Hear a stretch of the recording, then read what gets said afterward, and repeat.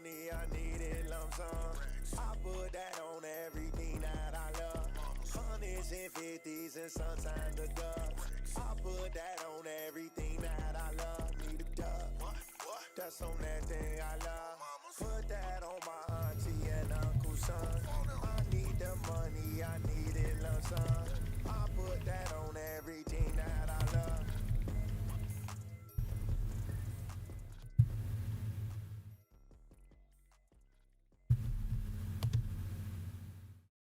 What's up, Jaden? I'm sorry about these issues and stuff. I'm not sure what the deal is. At first it was just I couldn't get my commentary on the stream, and then next it was I couldn't connect to you guys.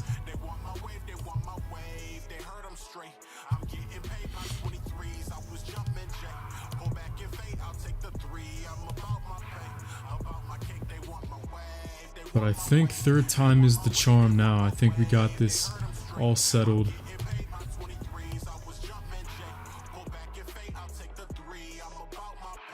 Just as long as you guys can hear me and everything.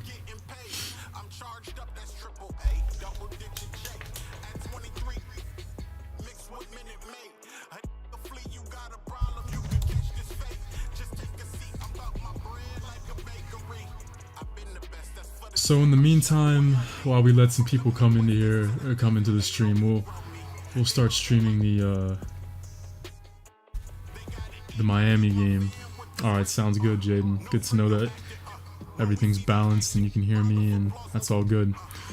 So we're not gonna watch the entirety of the Miami Heat Milwaukee Bucks game. They're tied up 2-2 just like we are, but we'll watch a decent amount of it. We'll do some simulating as well. And while I'm here, let me write down some stats real quick. You guys know I love to, I'm a big stat head. I want to make sure I have a couple of talking points while we're into this game. Just give me a couple seconds. How's everybody's Saturday going? I'm glad you guys can join me here.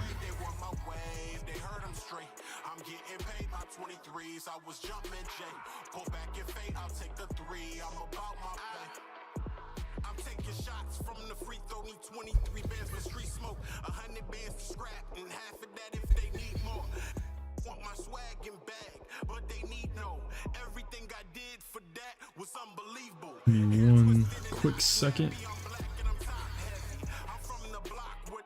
A lot of assists per game here in this Heat team. That's a good question, Jaden.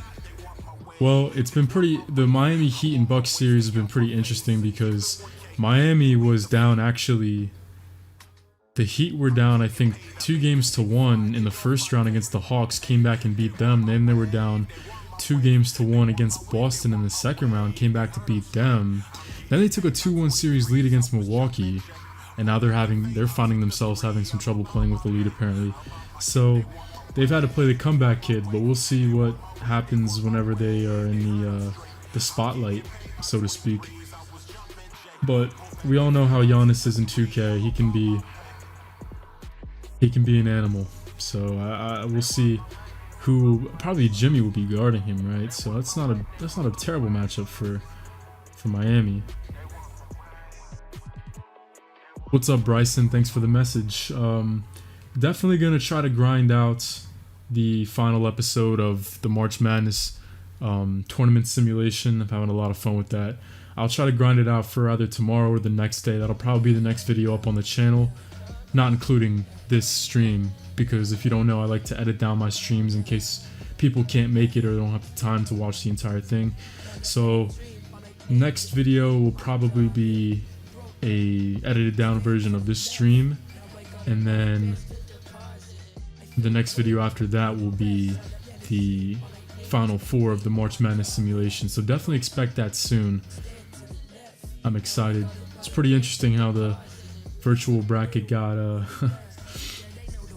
got 3 out of the 4 Final Four teams correctly, along with Alabama. And Alabama's they were a pretty decently popular pick for the Final Four in real life.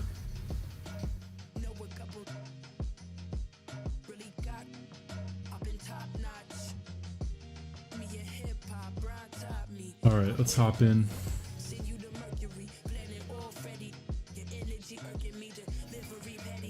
I wonder if they have. Oh no, not the creamsicle uniform. I don't even know what to call those. I don't know how. You guys may notice that in my videos, I like to have like the home team wear white most of the time and the away team wear their roads. Just because I don't know, it's weird in the NBA how like I don't know how I like it where they have no home or roads anymore. It's kind of just like they wear whatever they want. But we'll go for the winner take all game 5. We'll go with these probably.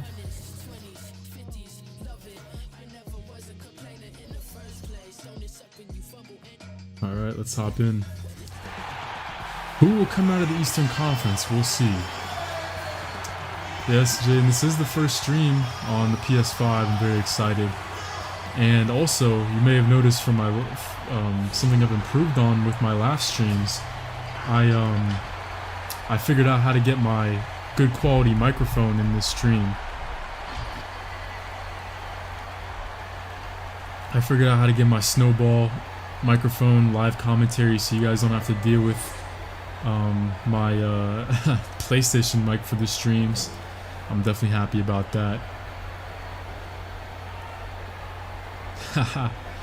Yeah, I feel bad for Florida State, Jaden.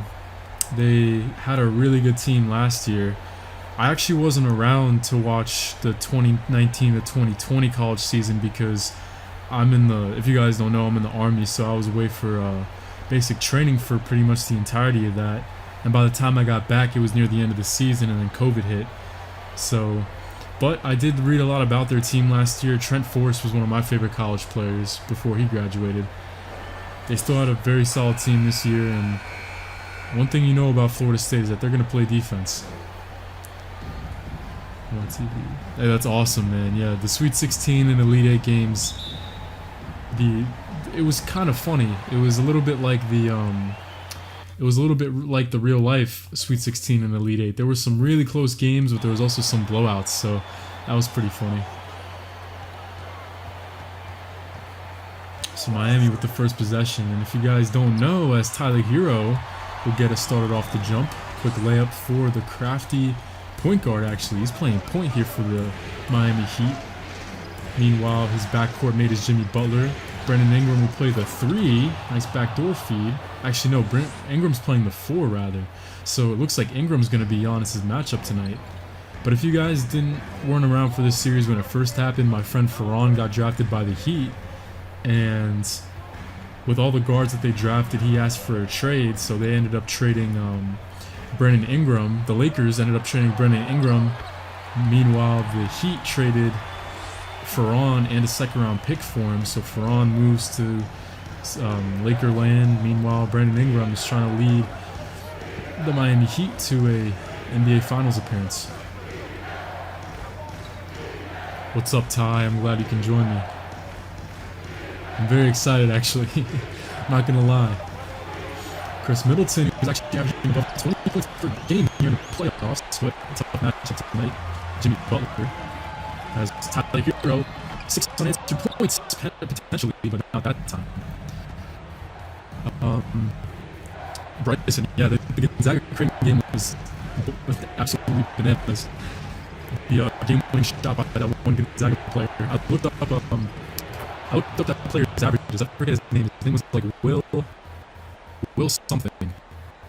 But I looked up his averages. The guy who made the game-winning shot to send in a double overtime, and his averages on the regular season for real life, he only averages 0.2 points per game. So he steps up off the bench for his first minutes of that tournament game and hit one of the greatest shots I've ever seen on this channel. But you live in Washington, that's cool. Yeah, I hear Washington's a great place to live. Seattle, even though it rains a lot. Spokane is nice.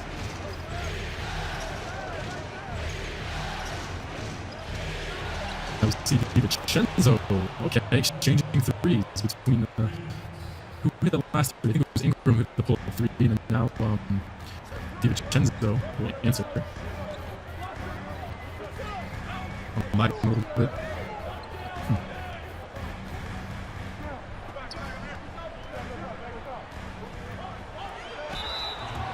Let me see if I can do anything to adjust that.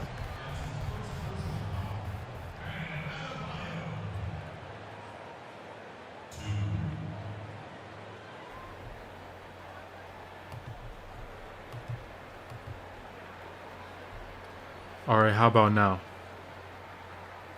Am I still getting some lag, or am I good now?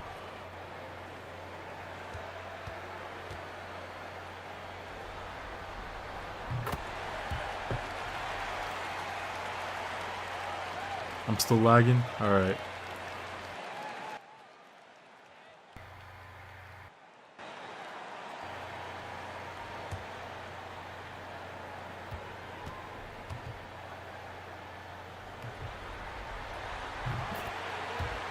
Oh, you got a YouTube channel, Bryson. Okay, what do you post? I'm good now? Awesome. I think I know the reason for that, but I'll after Bryson Sports tells me what he posts, I'll tell you what I think what the problem was with that.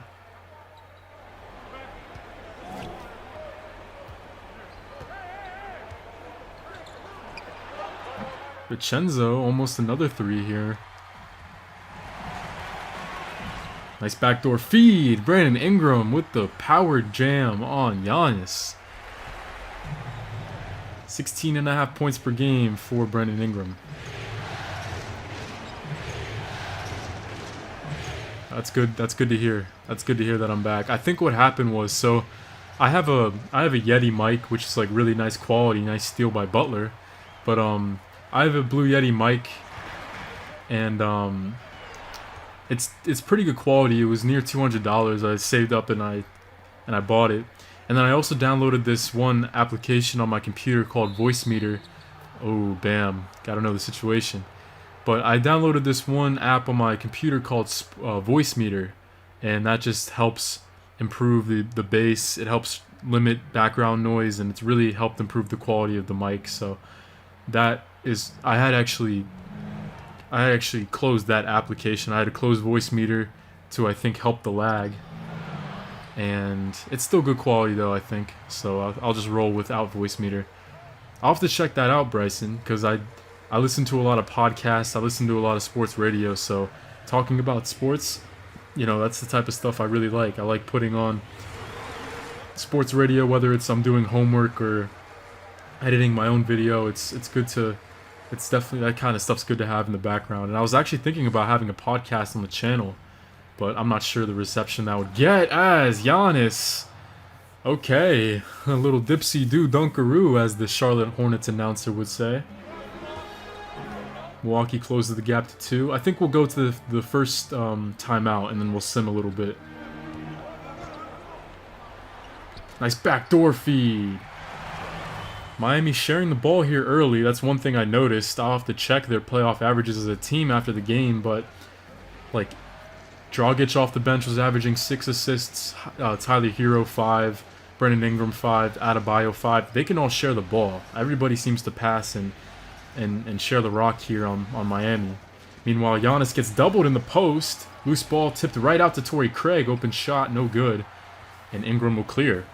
So Miami's defense looking very stingy so far against Giannis, who finished second in the MVP voting right behind Damian Lillard here in the virtual 2K. And actually, Bam Adebayo was 5th. Speaking of Bam, a no-look dish to Tyler Hero. An incredible look there. Yeah, I love sports too, Jaden. That's one of the reasons why I started the YouTube channel, of course. Because in college, in college right now, I'm majoring in sports journalism. So if you've been around for a while, you may remember my first couple videos. They were not the best. My commentary, that is.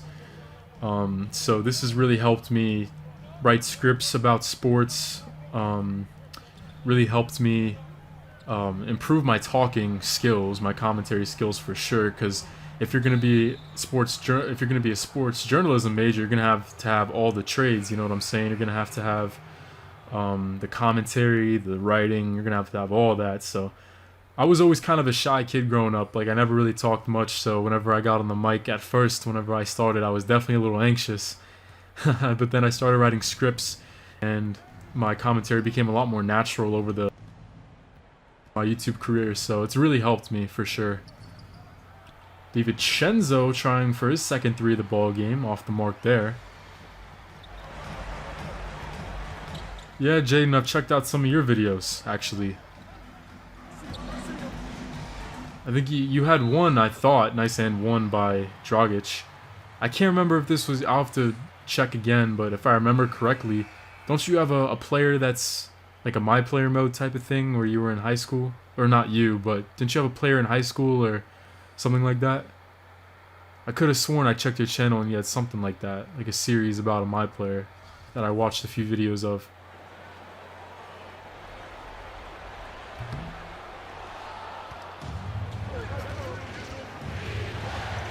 DJ Augustine checks in. Bobby Portis actually checks in from Milwaukee as well, and surprisingly he's averaging 16.5 off the bench as he hands it off to Korver. A little off the mark there by the three-point specialist. So Bobby Portis, one of the most important players for Milwaukee here in this series, as Avery Bradley steps out of bounds. Miami's only missed 3 shots so far. That's their first turnover of the ball game. They've looked crisp so far, not many hitches in their game.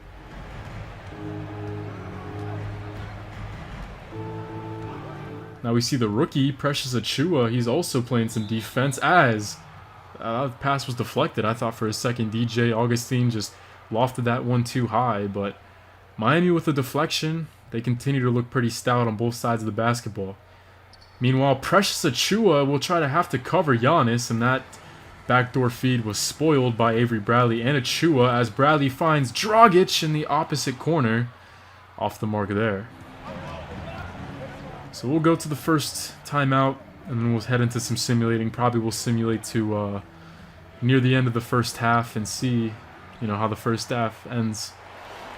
Another stop for Miami. 2 of the better defensive clubs in the entire NBA here in this series. Dragic, the 3rd leading scorer for Miami off the bench. Can't get that one to drop.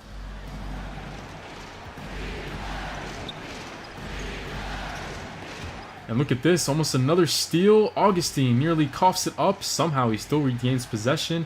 He kicks it out to Giannis. This pass isn't deflected. This one was right on the money for Giannis Antetokounmpo. So the lead is trimmed in half from 6-3 with just 1 stroke of the wrist by Giannis Antetokounmpo. Kelly Olynyk also joins the 5 out for Miami as he sets a screen for Giannis. Coming off another screen off the ball is Bradley, who answers. Back up to a 6-point ball game. Looks like this is shaping up to be a pretty fun one here.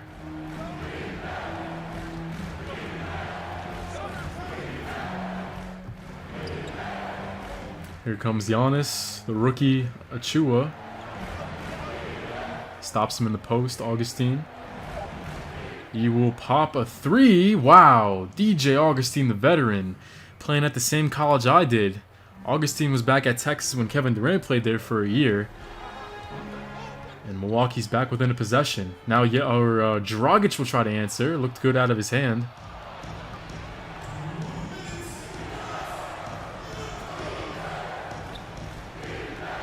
Portis with a little dribble handoff. Onto the Antetokounmpo, one-on-one against Olynyk. That's a decent look, but good closeout by Kelly. Under 2 minutes to play here in the first quarter. Trying to figure out who will be our potential opponent in the NBA Finals if we can come out with the win against Portland. Kelly Olynyk. He will make a layup as Miami's team basketball continues to be super fun to watch. Now Giannis controls the tempo. Korver can't leave him open. Oh, another missed 3 by Korver. This one will rotate over to Bradley. They're going to set up again. Olynyk, one-on-one against Portis. Hand off to Dragic, who will drive the lane. A little fancy. And Dragic puts it through. Wow. If Miami keeps this up, it looks like they'll be the representatives of the Eastern Conference's, team for the finals. And I think we're going to head into some simulating here. I can't even talk. Simulating here. Looks like Dragic would knock down the free throw. And how about 5 unanswered points for the Heat? Still holding a 10-point advantage as we sim a little bit here. Keeping Milwaukee at bay, jumping out to a 12-point lead. We'll probably go till 4 minutes left in the half. Come on, Milwaukee, make this competitive. All right, 4 minutes left in the first half. Milwaukee in danger of letting this one slip away as it's Giannis surrounded with 4 bench players. Brook Lopez, Korver, Pat Connaughton, and Augustine is the 5 for Milwaukee, but Giannis will do it all himself on this possession. Achua tagged with the foul. Giannis finished second in MVP voting, but he can't knock down the free throw. Dion Waiters, Duncan Robinson, Kelly Olynyk, and Precious Achua, the 5 for the Heat. And there's Dragic off balance from the elbow. 52-39 ball game. Approaching 3 minutes with the second half right around the corner. Giannis for 3. Oh, okay, a little off balance there. Not the best look. Look at that, Miami. Out rebounding the Bucks by 7 as Dragic looking away. Oh man, right as he let that one go. This is quickly turning into a rout of Milwaukee. Look at this right here. Definitely want to get a replay of this for the video whenever I edit this down. Giannis let's see, let's get another look at that. Duncan Robinson, nice dish. Nothing too fancy here, just continuing good team basketball for Miami, the 1 seed of the Eastern Conference.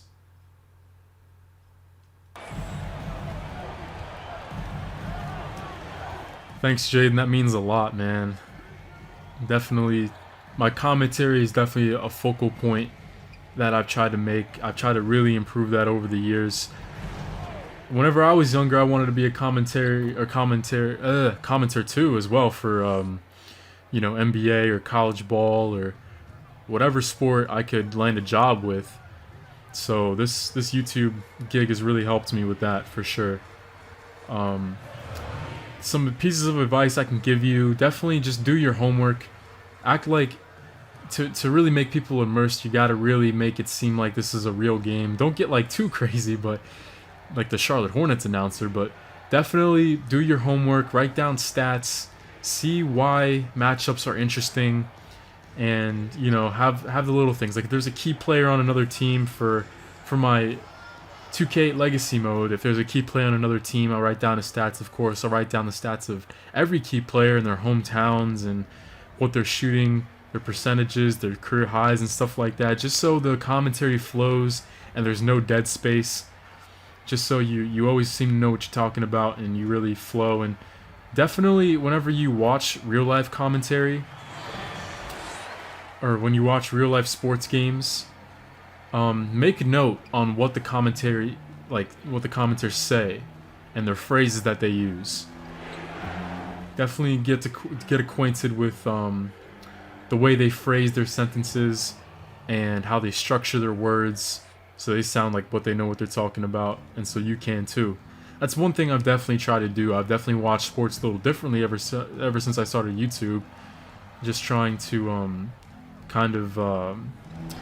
I guess grab what makes other commentators so successful, as Avery Bradley extends the lead to 14. Yeah, Ty, the Heat are definitely getting disrespectful, running away with this one a little bit.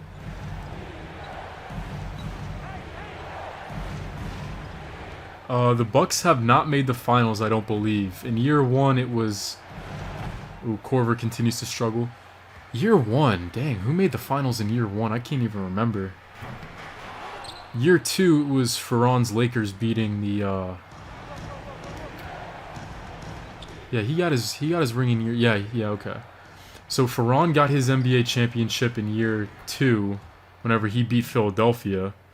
Then Philadelphia played us in the finals in year 3. They beat us And then here in year 4, we're trying to figure out who will be the NBA Finals matchup. I'm going to have to look that up, though. I'm curious who made the finals in year 1. I can't for the life of me remember.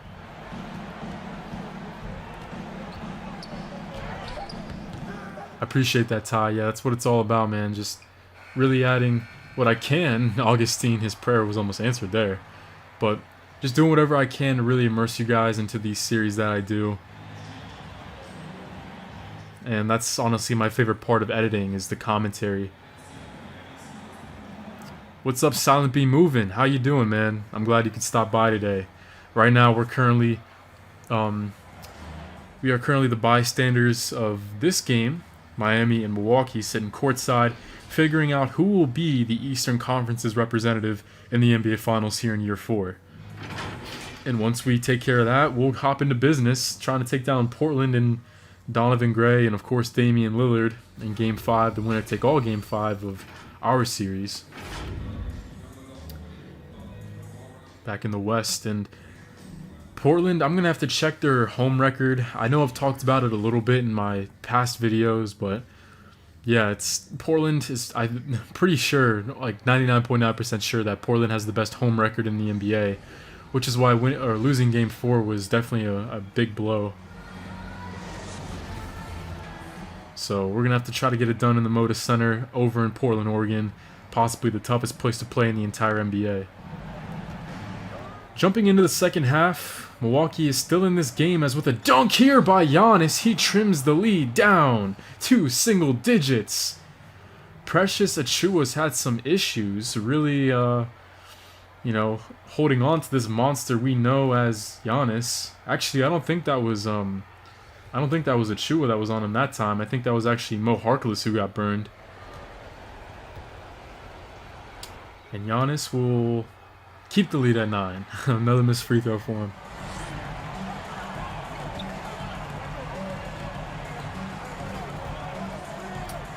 Ingram and Bam Adebayo. That's a pretty deadly pick and roll combination. Just a hair under 19 points per game for the former Duke Blue Devil, Brandon Ingram.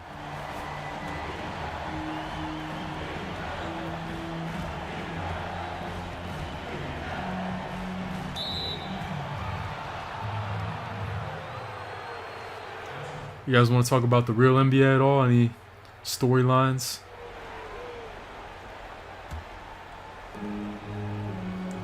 I know my Knicks, I watched the game last night where Julius Randle had the game of his life. Nice take there by Giannis. Ingram with his second personal foul. But yeah, Julius Randle had, I think, 38, 15, and 12 or something like that. So that's 4 in a row for my Knicks. I remember growing up when I first moved to Pennsylvania, as you guys know, I'm from New York. When I first moved out here, I was getting clowned a lot for being a Knicks fan. At the lunch table, all my friends making fun of me growing up, but finally they're pretty competitive. For the first time since 2013, they might be a playoff team. Yeah, the Heat could be the Atlanta Falcons with the choking. They were up 2-1 in this series. Milwaukee won Game 4. Nice deflection there by Brook Lopez. Milwaukee won Game 4, and if they win Game 5 here, they can come back against Miami. Look at this lob! Milwaukee, it looks like we might be in for a competitive ball game here, folks. Oh, man. That's always the best. I always have a good time sitting in on CPU versus CPU games with you guys. Ingram's open off a screen. Good closeout by Giannis as he fights around those picks. Giannis, a little long there. Back iron that 3. Yeah, I did see that. Yeah, the Lakers did beat the Nets by 15 without the Brow or LeBron James. It's a flop.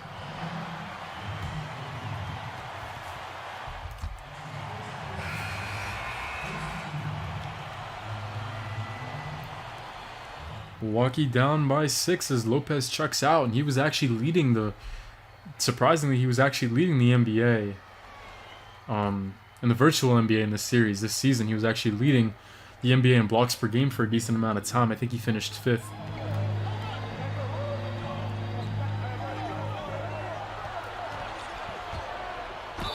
Ooh, okay. Mo Harkless. Nice and one there. How do I feel about the Nets? Well, they beat Charlotte pretty good last night. I saw that. I saw the fourth quarter of that. Personally, I think it's just, I don't know. I don't know how to feel about the Nets. It's all a matter of, you know, to give you a little insight about how I felt about them getting all those guys.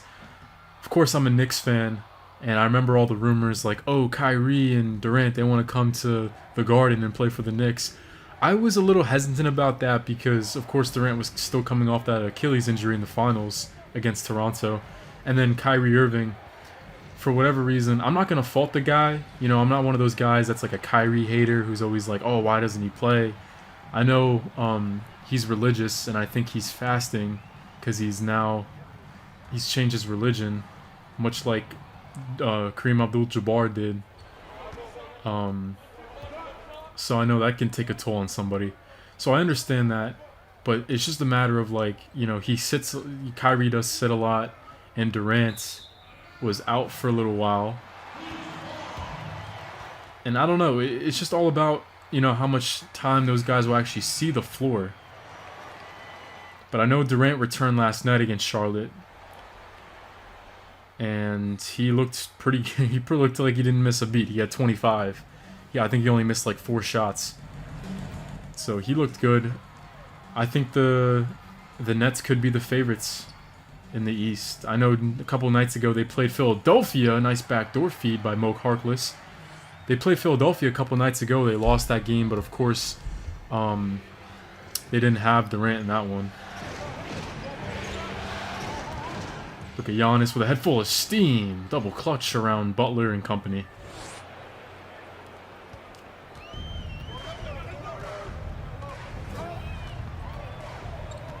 But speaking of Philadelphia, I saw a stat. Nice take by Dragic.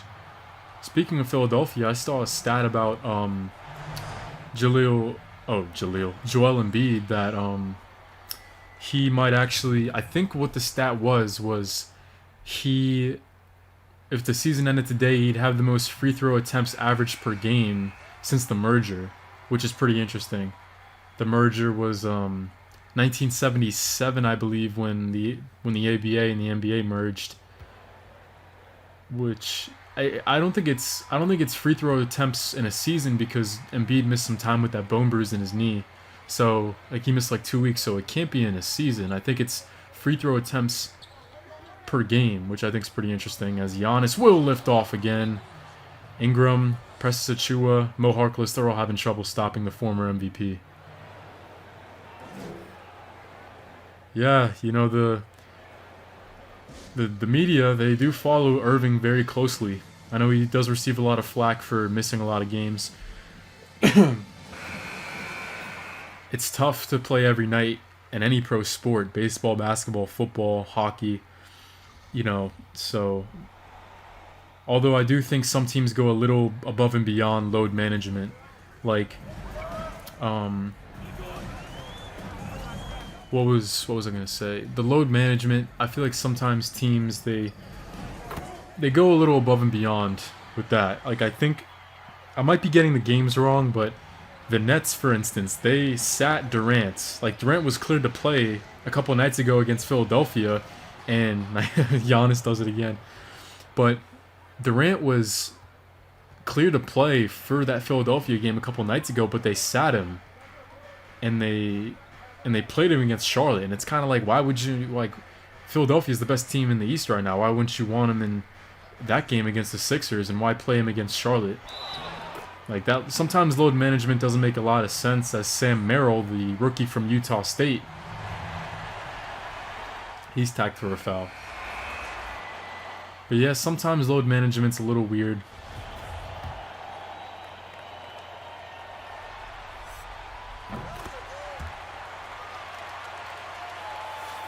Milwaukee was making it close there for a while. Still got some time to play, but they're going to need some of their shooters to step up. And once again, Giannis, my goodness. The vertical on that one was ridiculous.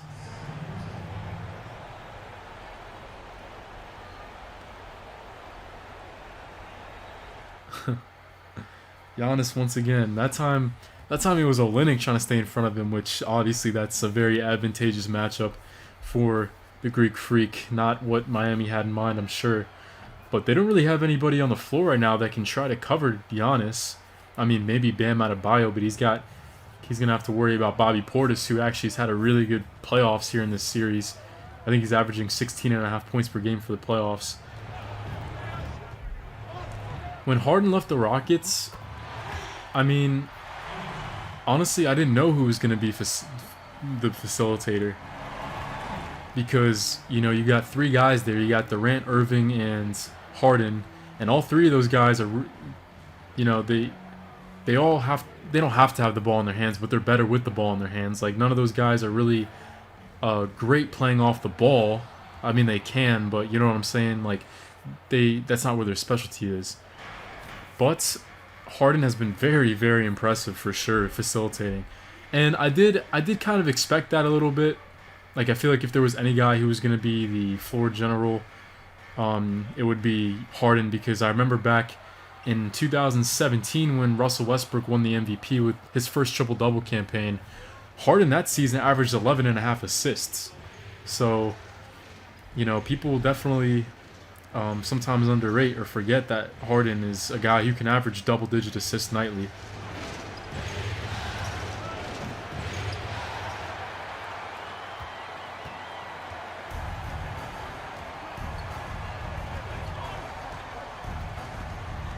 Yeah, that's true. Jamal Murray. I feel so bad for the guy. I feel so bad for Jamal Murray after that. You could tell just by the way he planted, something went a little awkward there with his knee, and fortunately torn ACL was the result. And that really sucks, because the West is shaping up to be pretty competitive. Like, I want to see someone give LeBron a run for his money, and I feel like Denver was possibly the team to do that. But without Jamal Murray, we'll see. I don't know. The Nuggets have a capable backcourt with Murray. I mean, Monte Morris. A fun fact about Monte Morris: he actually set the NCAA record for assist-to-turnover ratio whenever he was at Iowa State. So he can pass the ball at a high level and play defense, and he's got a good outside shot.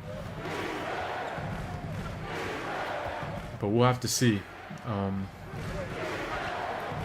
Yeah, you got to make the players mesh for sure. Yeah, that's especially with guys like that who are all so ball dominant. I mean, you got to really get your chemistry down, because basketball is the epitome of a team game. You know what I'm saying? So that's so important, getting the chemistry, especially with superstars like that. Meanwhile, while we're talking all this basketball, Milwaukee's cut it to 5 again.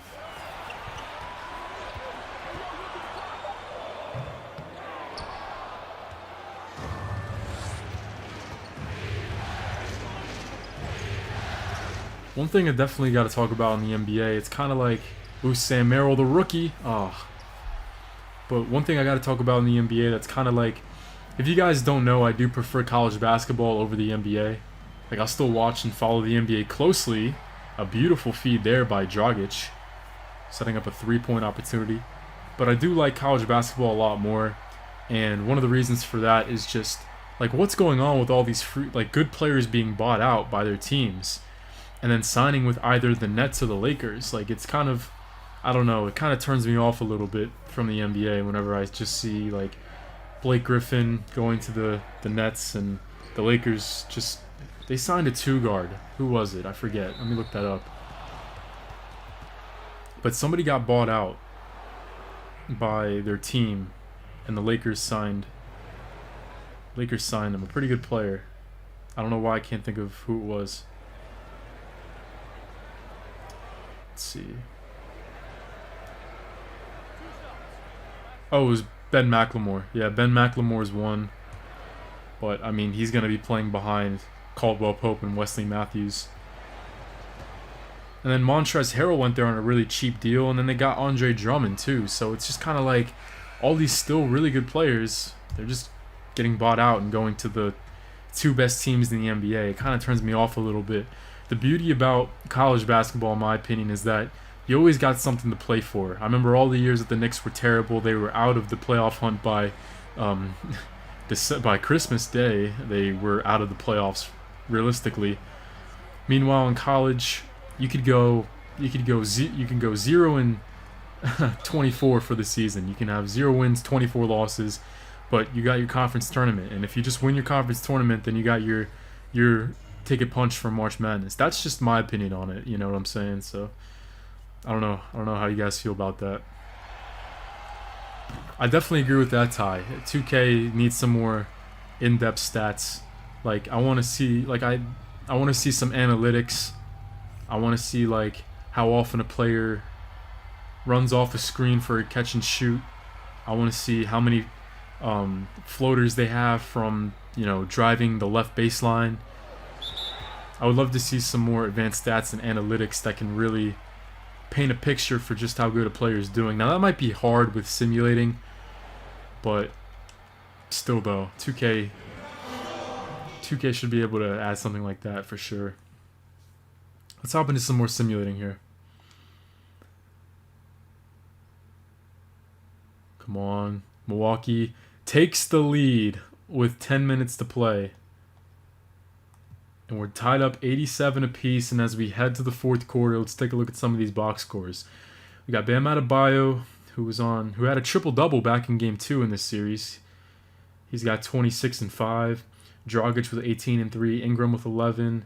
Butler with 10. Look at all these double-figure scoring totals. Haven't seen much of Tyler Hero, actually. Giannis approaches 50 points in the ball game. So Miami, they're working with their team-oriented attack.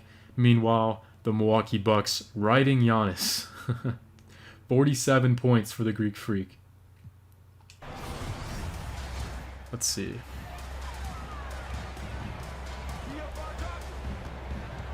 Yeah, I totally agree with that, Ty. I totally agree with that. And that's definitely... Oh, Brandon Ingram's got to make that. But I feel like that's definitely kind of leaking into other sports too, for sure. Like, the NFL... Like, I don't know, the NFL and the NBA, it feels like players, they're all buddy-buddy on the court, and then after the game, they're like, oh, let's go make a TikTok together. I don't know, like, I agree, and I don't mean to sound like an old head or anything. I'm only 20 years old, I just turned 20, so I don't mean to sound like one of those old heads, but, it is crazy to watch, like, 80s and 90s NBA, like, whenever the Pistons played the Bulls, every time Jordan drove the lane, they wanted to kill that man. They wanted to clobber him. And it was the same thing with the Celtics and the Lakers, Larry Bird and Magic Johnson. Some of the best NBA Finals action you'll see. Action in general, really. And those two teams hated each other. Man, some of the things those guys did to each other, they could have had assault charges pressed on each other. And I think those two guys really saved the NBA, Magic and Bird, and that's why I have both those guys in my top 5 players of all time. It's a big reason why. I don't mean to make like a debate out of this, as Ingram nails the pull-up 3. But not trying to spark any debates or anything, but Magic and Bird definitely are in my top 5 of all time, just because of the impact. They saved the NBA. The NBA was going downhill by the time the merger came around. A lot of guys were doing cocaine, and David Thompson, one of the best scorers of all time, he had his career derailed. He's a Hall of Famer, but he had his career derailed by addiction. He averaged 44 points a game one year for the Nuggets. Let's see.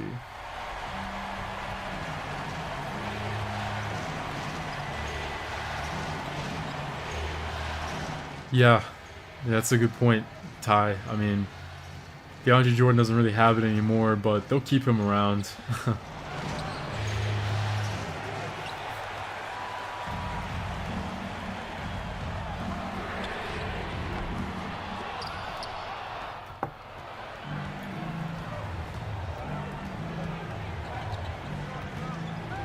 Five-point game for the Heat. Approaching 7 minutes to play.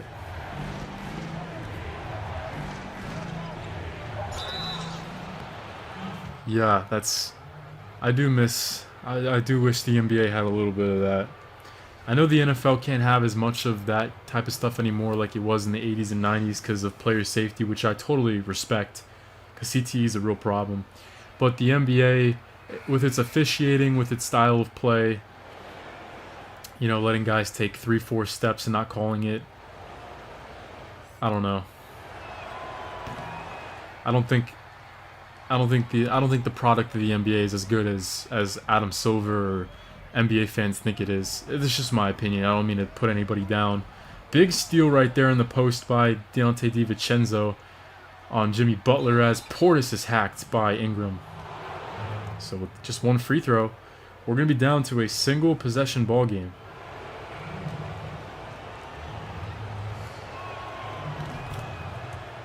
But yeah, the NBA officiating is a real problem with the I don't know how you guys feel about the gather step rule, but I don't know. Because the gather step was something that I didn't really grow up with. I mean, it was 2 steps my whole life, and then recently, these last couple years, I see Giannis taking, these really impressive plays where he goes, he dribbles the ball once when he passes half court. Like, that's pretty impressive and all. He's a freak, but some of those plays, he takes 3-4 steps and people write it off as a gather step, and I don't know if I buy that. You know what I'm saying? Like, I don't feel like it's helping the game's quality.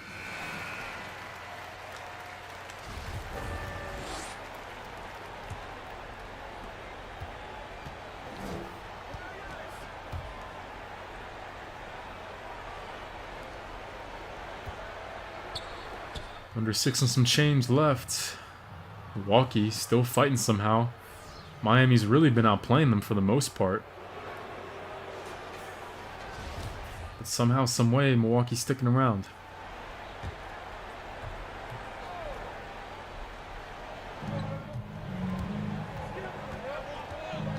Sam Merrill, the rookie, getting some key minutes for the Bucks as DiVincenzo goes double clutch, reversed on the baseline. Nice take there. And we got a 1-possession ball game, folks. This looked like it had the makings of a blowout in the first half, but Milwaukee not a team to take lightly. Dragic on the other end, 1-on-1 against Portis. That was a beautiful take there. The hard-nosed, crafty veteran Dragic pushes the lead back to 4. Ooh. Almost made that 3.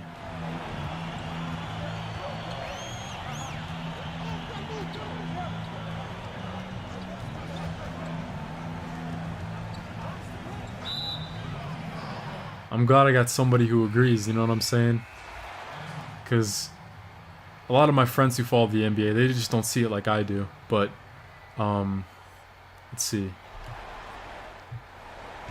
Yeah, there's too much one-on-one in the modern NBA. Not enough team play, not enough set plays. And coaches are just kind of puppets almost for most teams. Now, you do get good owners.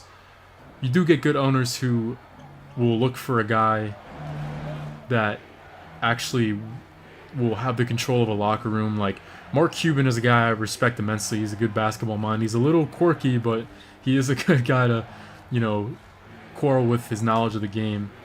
But he's spoken a lot about how the most tough hire for him is his head coach. So there's still some guys who have that mindset, but coaches are more just puppets. Players really control the action, and which is okay. I don't mind having the players have a say, but I don't know. The ownership for the NBA seems to really cater to the players a lot more than it should sometimes, I feel. And yeah, the referee, the officiating, like you're saying it with Embiid. Nice chase down by Middleton. But yeah, the officiating is an issue.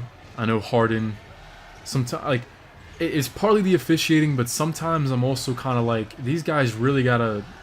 Some guys on defense need to step up. I know defense isn't played as much as it used to. Every night in the NBA, it seems like a team's reaching 130. Middleton got it. Down by a possession, Milwaukee with 4 minutes to play. But sometimes I'm just watching games and I see Harden, like, he's catching the ball cleanly. You know, he's getting into a rhythm because he's not being made uncomfortable at all. Like, you got to be up in your man's pocket.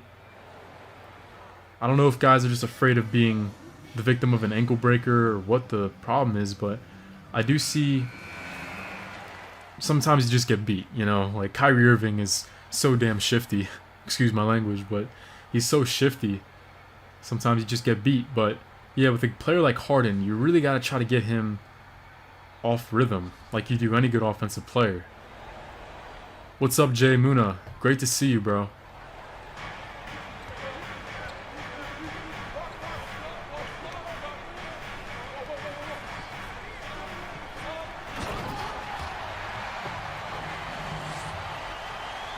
My goodness.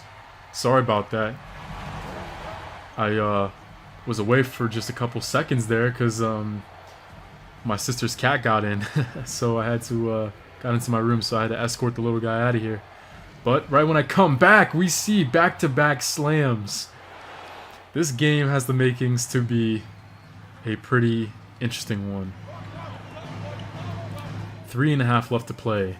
NBA Finals trip on the line. Ingram for the 3rd slam in a row. Buckle up, everybody. We're going to have a fun one here. I like what we're seeing.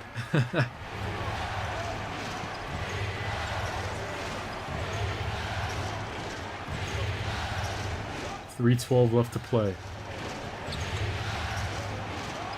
DiVincenzo, pull-up J.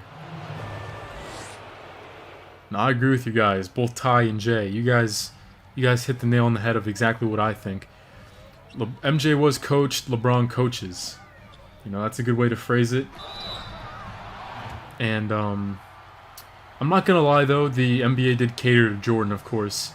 I mean, they almost created a whole nother rule book for Jordan, but with some of the stuff he got away with. But that's gonna happen, and it's even worse. It's not even close to how bad it was back then to what it is now.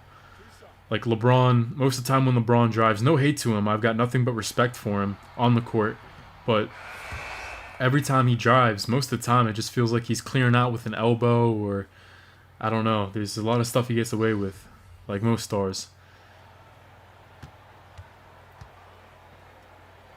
Yeah, exactly. Yeah, it's another reason why college is just better in my opinion. There's so many different ways that... Now, I'm a guy who loves defense. When I played in high school, I was going to play a year of JUCO ball for this community college that I live near, but I decided not to with going into the military and everything.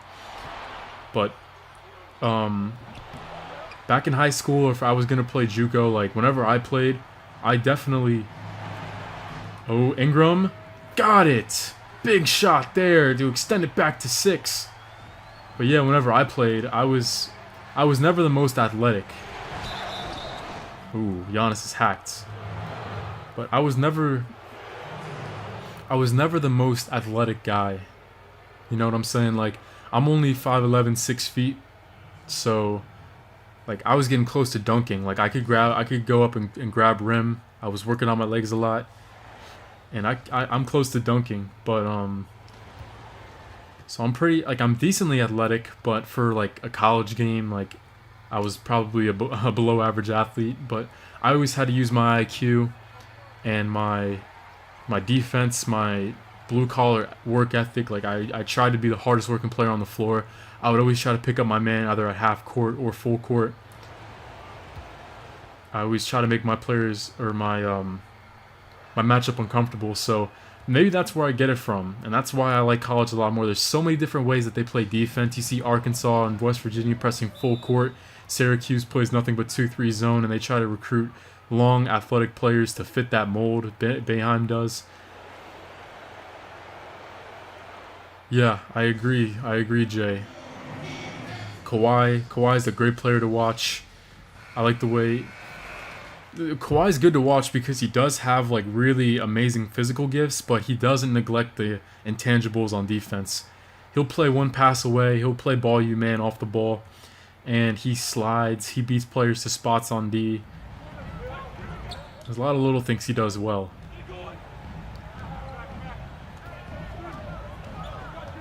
Approaching 2 minutes left to play with the NBA Finals on the line. We've seen a lot of flops by Milwaukee, but finally, Chris Middleton actually steps in and takes a hard-nosed charge there. So a big turnover force there, as Milwaukee with a basket here can dwindle the game down to a single possession once again. Oh, Giannis pull-up three, well short. Good box out by Ingram, not letting Giannis have a second effort on that play. Yeah, that's true, Ty. That's definitely true. You're starting to see that a little bit with some of the better on-ball defenders. You know, when guys really start to... Nice block shot by Lopez. When guys really start to become stars, if they came in as a good defender, kind of like Paul George too, you'll see them start to neglect defense a little bit to have more effort on offense. As here we go, Miami bringing a double. Chris Middleton for three! A big shot that will not drop. Oh my.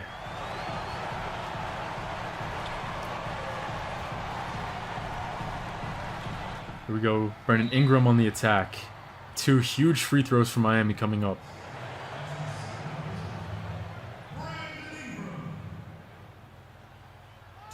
Yeah, Jay, definitely. I definitely did a lot of that too. I follow some pages on Instagram. There's this one page I follow named Evolve Basketball app, which they have like an app where they post workouts and moves, and I follow them, and I have a whole collection on Instagram saved because I still play a lot of basketball. I run at the park almost every day, and I still play a lot of basketball, so if there's something I want to add to my bag, I got a whole collection of posts saved on Instagram from their page, moves to work on, how to keep defenses, guessing. Yeah, that is true. David Thompson, MJ looked up to him as Giannis will go aerial again. 5 personal fouls on Ingram, as Giannis is well above 50 points in this ball game. Take a quick timeout just to see where he's at. That basket gave him 50. Wow.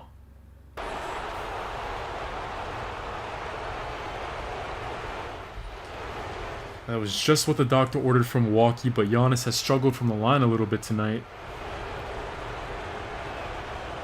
This one he needs, and he gets it. 106-102. This game's shaping up to be exactly what I wanted for this stream. This has been an exciting one. Brandon Ingram will go to work. He's met with Giannis at the rim, so they'll rotate it around to Mo Harkless. Back to Ingram.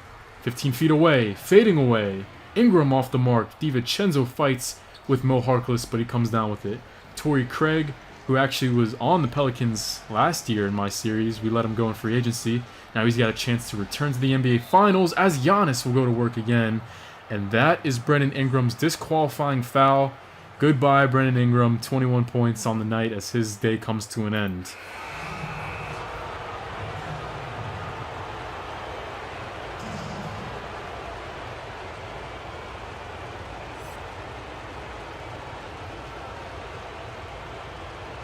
Yeah, you guys having a good conversation. I like it, because too much three-point shooting is kind of hurting the game a little bit. Like, it's incredible to see Curry do all that, but whenever you got, Lillard and Lillard and Curry, they're doing that great stuff, and really, they're spectacles. But the thing is, like, they're kind of developing the game into a positionless game. It's positionless basketball where every guy tries to do that, and it's just not a good product to watch. And another thing about the NBA is, like, it's really weird how at the end of games sometimes, like,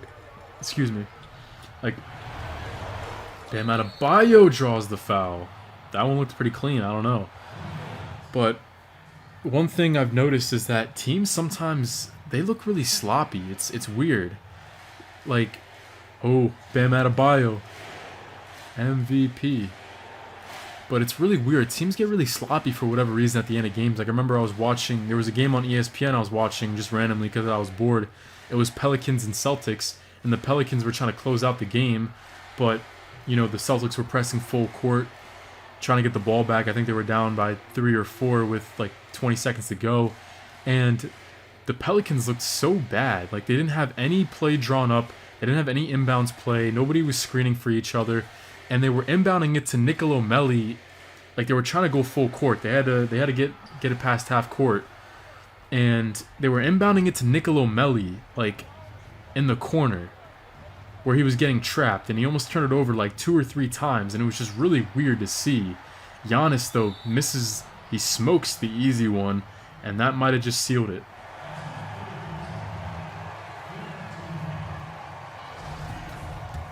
Curry does have a case for MVP. It's just tough to give it to a guy who's on a team who's 10th in the West. But yeah, if he was on a contending, like if the Warriors were at least 4th in the West, you know, the conversation's definitely there for sure, without a doubt. Tyler Hero, who we haven't heard much from him in this ball game. He's got the chance to ice it. Makes the first, and the second one will drop as well. Milwaukee, last chance today. Giannis is above 50 points. We'll see if they go to him or one of his complementary pieces. Very impressive that Miami's holding on to this game without Brandon Ingram, who has fouled out.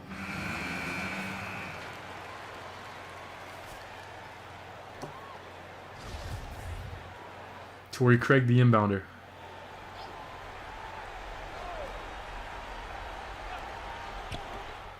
Looking for the quick 2.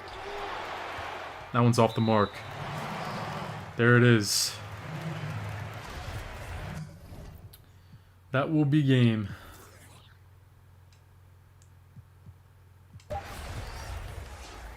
$113 to 104 will be your final, barring any last-second shot here by the Bucks. They go to Korver, the savvy veteran. He knocks it down. So, excuse me, 113 to 107 will be your final in a very entertaining game here in the Eastern Conference Finals deciding game. Miami will be the Eastern Conference representative in the NBA Finals and our future opponent if we can sneak out this Game 5 against Portland.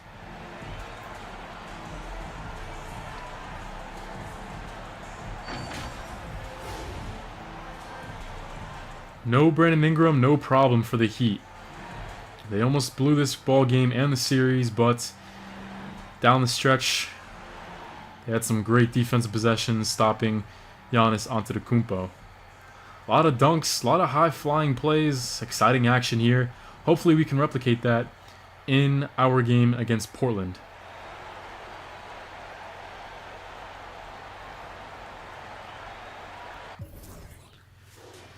Adebayo, 5th in the MVP voting here in year 4, finishes with 28, 10, and a curtain call. MVP, they were chanting him at the free throw line. Brandon Ingram with 21 and 8. Goran Dragic comes off the bench to deliver a nice outing as well.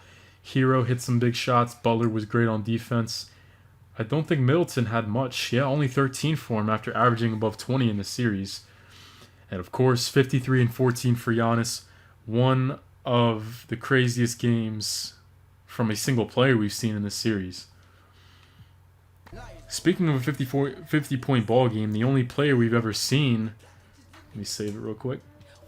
Speaking of 50-point ball games, the only player in my 4 friends that we've seen reach 50 points was Deshaun earlier on this year. He had a 50-point outing.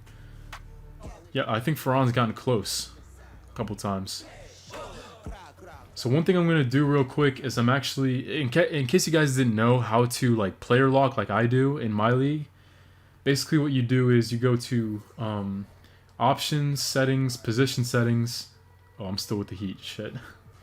Excuse my language. I try my best not to curse on the mic. You go to options, settings, position settings, and then you can player lock a single player. So that's what I do here. But what I'm going to do is, the thing is, the only downside about this is that, of course, we can't see what happens whenever I'm off the floor. So what I'm going to do for this Game 5 is I'm going to disable player lock and have position lock on, the point guard. So I'll be on the floor, and then every time I check out, we'll watch and see how the bench does. Here we go, boys. I am excited. And I think for the deciding game of this series, I think I'm just going to go with the regular home and away jerseys for each club. Me versus Dame, Anthony Davis versus Donovan Gray. Two rivalries we've seen so many exciting games from in this series. Let's add another chapter to this series. Let's hop into it, boys. Oh, and we got the starting five.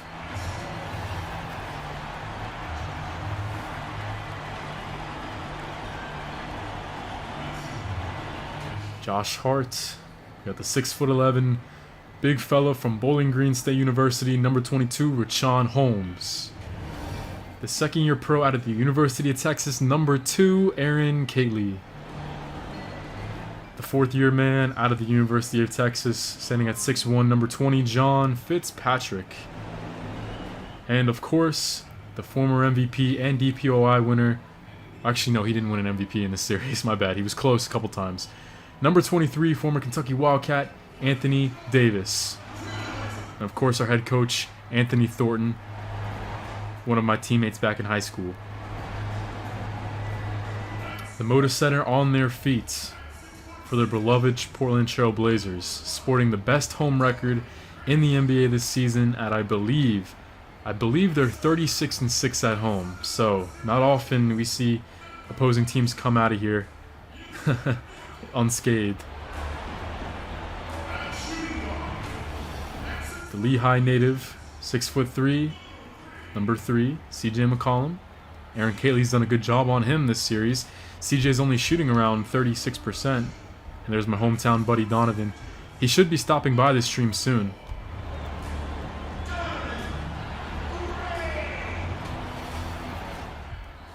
And of course, there he is. 6'3" point guard out of Weber State, number 0. Two-time MVP in the series, Damian Lillard. And while I'm here, let me pull up. I have all the stats written down.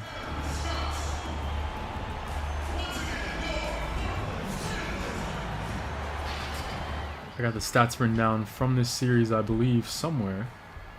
I have so many notes on my phone from so many videos in the past. Here we go.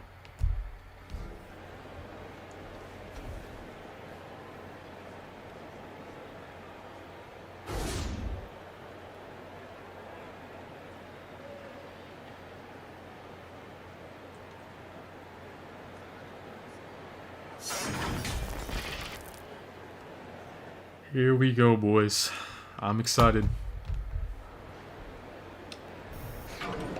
Yeah, I gotta limit Damian. Our best game of the series was Game 3 when I limited to, I think, 26 points. He's been averaging over 40 in every other game, so if I can keep him under 30, that's my goal.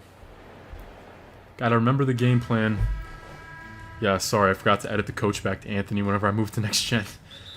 Anyway, the game plan is we gotta limit... Oh, hold on one second. The game plan is pick up Damian Lillard full court. Pick up Damian Lillard full court, make him uncomfortable, and call for double teams if he drives because he's been an animal in the paint. So that's the game plan. It worked well in Game 3. Game 4, not so much, but that's our only hope. Got to keep him under 30 points. I got to adjust the camera a little bit. Sorry about that. Let's get it started, boys.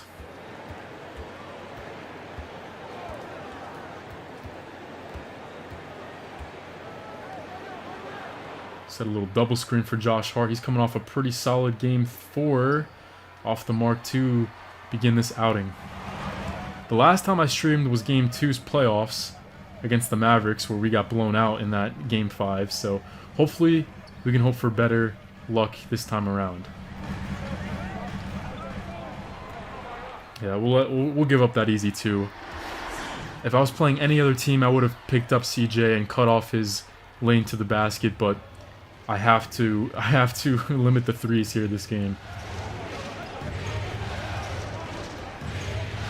Josh Hart 1-on-1 against Torrin Prince. Little spin move. He'll hang, a lot of contact, no call. Rashawn Holmes is there for the cleanup. And this is not really the start we want to see.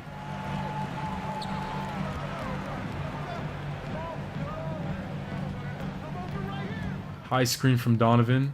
Lillard, I'm calling for the double. Doesn't matter. He'll still slam it down. 40 points per game here in the conference finals against yours truly. So, got to call for that double a little bit quicker next time. Knifing my way into the paint. We're going to start this game off with an and one. That's what I'm talking about. Yusuf Nurkic. He's tagged with another foul in this series. I had 4, count them, 4 3-point plays last episode in games 3 and 4.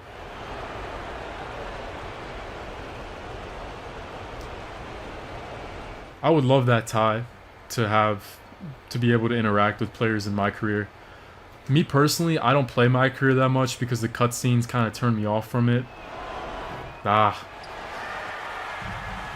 shooting well above 80%, so a rare miss there. But, oh no, Yusuf Nurkic driving. Way too easy there. Lost track of the trailer.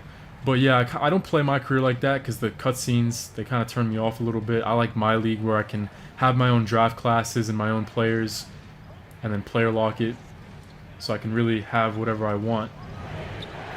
I don't know what Rashawn Holmes was doing there. Oh no, I'm getting stuck on Prince. I want to... Oh no. McCollum! Already a timeout by head coach Anthony Thornton.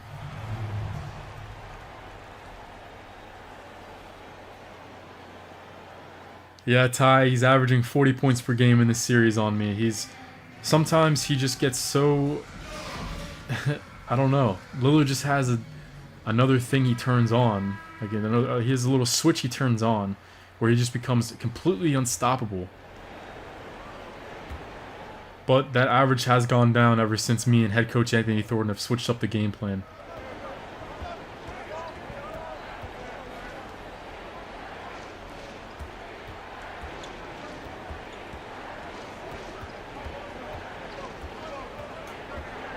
Gotta get a little creative. How about a pick and pop?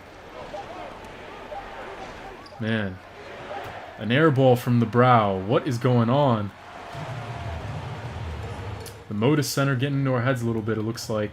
And nobody's picking up CJ. And now Rashawn Holmes is on Damian Lillard, so... Oh, man, we got mismatches all around the board.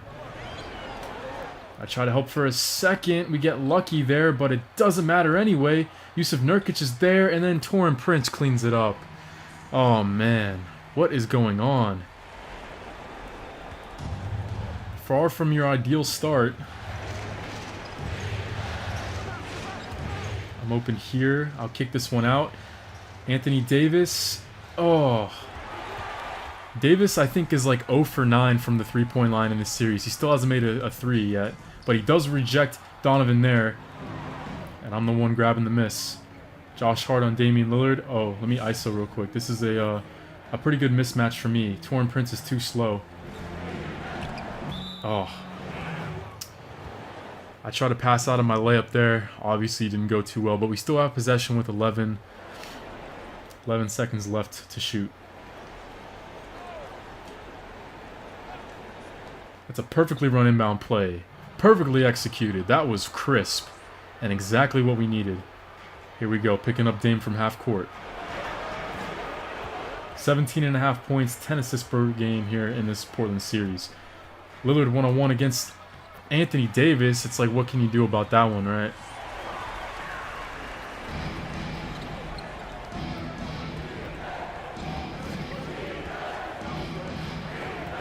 Running a little screen for Kately. He has a lane going up against Donovan, and he floats it over the former DPOY winner. Kately has actually been very key in this series. I know he had 25 points in the Game 3 win. Oh god, here comes all these screens that they like to set for Damian. Oh, little park move. And, like I said, there's just sometimes where I do everything I can. I try to jump, but he puts me on yet another poster.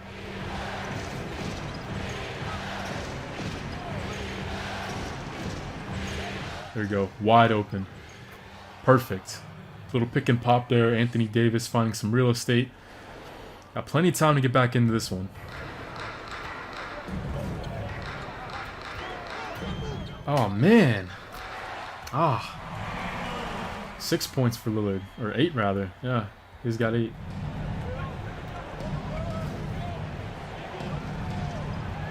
And a little screen across the key. I don't really have a 3-point game in my arsenal. Hand this one off to Anthony Davis. Well short, but he gets it back. I thought about that 3. I really did, but got a better look out of it. Now I'm trying to face guard Lillard off the ball. Oh, almost had the steal there. Torn Prince, too much space. Get lucky. Prince has made some threes in this series as well. Let's see. If Donnie's on me, somebody has to have a mismatch somewhere. The best we got is Holmes on Prince. So Hart will actually drive, leaving that one short.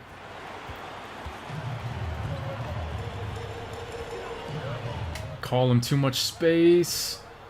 Get lucky again. Only down by 7. We still got time.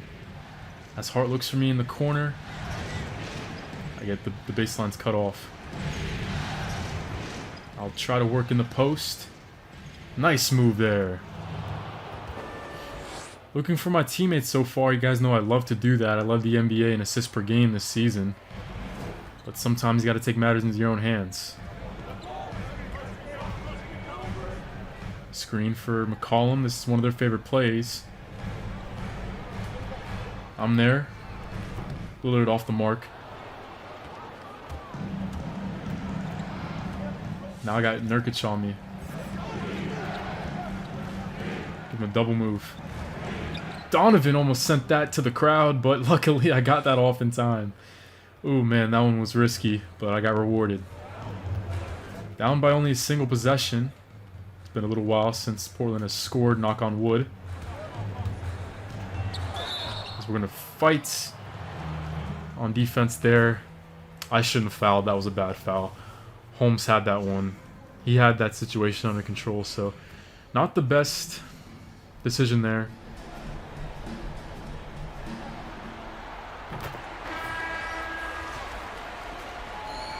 So now I'm going to check out. And one thing I'm actually excited to watch is Kyra Lewis Jr., a backup point guard. He has actually been very key off the bench for us. I wonder if there's an angle from the bench. I know 2K used to have a camera angle from the bench. But I don't think there's going to be anything like that. I don't think there's anything like that anymore.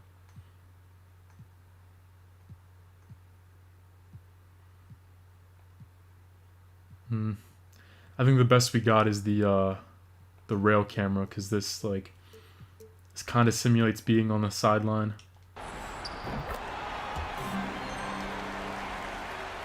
But one thing I'm actually excited to watch is Kyra Lewis Jr., a backup rookie point guard from Alabama. He's actually been really key.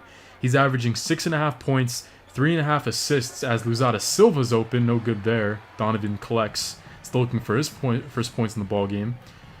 Oh no, Gary Trent. He's been really good off the bench for Portland. And Lewis is also shooting 53% from the floor too, so efficient play for the rookie guard. Luzada Silva open again from the elbow, and the Brazilian guard. He'll knock that one down. Yeah, they took out the coach view cam. That camera's even in College Hoops 2K8. You can have that camera. But they don't have it anymore, unfortunately. This is the best we got. Gary Trent, tough shot there. As, look at that, Otto Porter actually out-rebounding Donovan on the boards that time. Donovan coming off a game where he had 19 points and 19 boards back in Game 4 in their victory. Luzada Silva will isolate again. This time on Nurkic. Looks like he got a piece of it, and then gets the other one. Oh, no, this is complete chaos under the rim. Not the best set that time.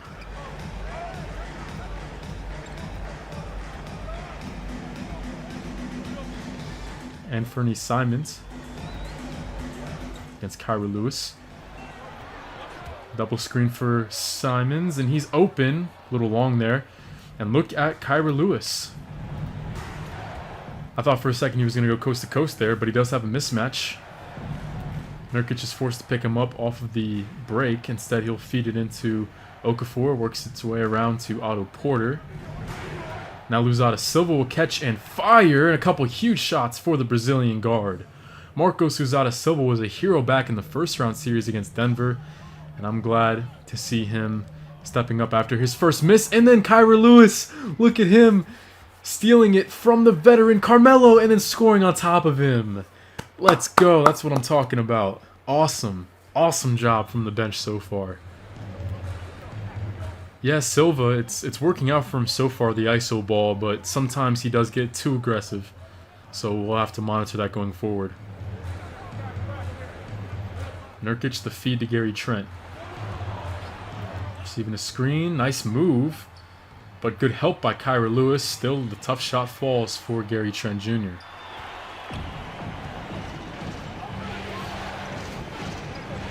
Moda Center chanting defense. This is a tough situation for Okafor. Goes over his right shoulder and knocks it down. Okafor, despite not panning out as a number 3 overall pick, he still does have a pretty good arsenal of moves in the post. My former roommate back in my rookie season. Yusuf Nurkic one-on-one against Nicolo Melli. He almost lost it, but Melli and Okafor combined for a pretty good defensive stand there. And we've cut it back to 1. The bench has been hit or miss in the playoffs, but today they seem to be on point. As Luzada Silva will go attack the lane again. Melli was open, but that's a tough shot. Not the best play there. Seconds left to play. Got a 7-second difference between shot clock and the game clock. Pass goes to Nurkic on the outside. Now back to Donnie G, who's been playing the entire first quarter. Way too much space. Luckily he misses, but with the shot clock turned off, Melo can fire again thanks to Yusuf Nurkic. Oh man, Portland, not only are they the best three-point shooting team in the league this season, they're also the best rebounding team, giving themselves so many extra looks from 3. 3 seconds left. Porter off balance, but Okafor is there. Oh, almost with the quick fire there at the end of the first quarter. An exciting first half of play for both sides, and the Pelicans here in the winner go home game, they are down by 4.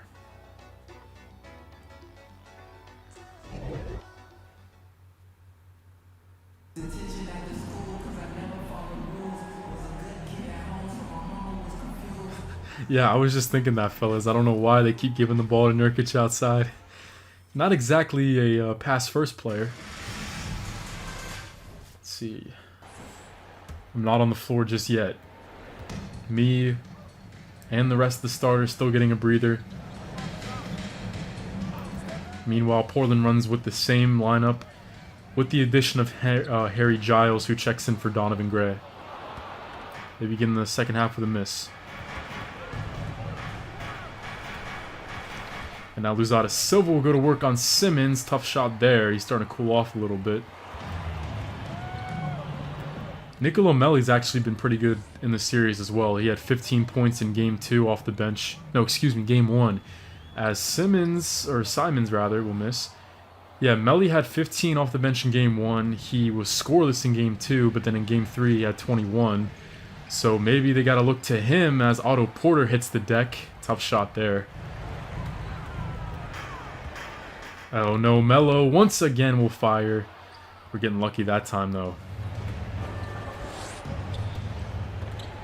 And we're hanging with the Blazers on the glass, which is always so important, especially against the Blazers, with how well they can rebound. Otto Porter will try again. This one is his best look all night, but it's well short, and that one's off the hand of Enes Kanter. Let's see, are we coming back in yet? At the bottom of your screen. Yes, we are. Starting 5 coming back in. I wonder if I'm going to have to reset the camera. No, we're good to go.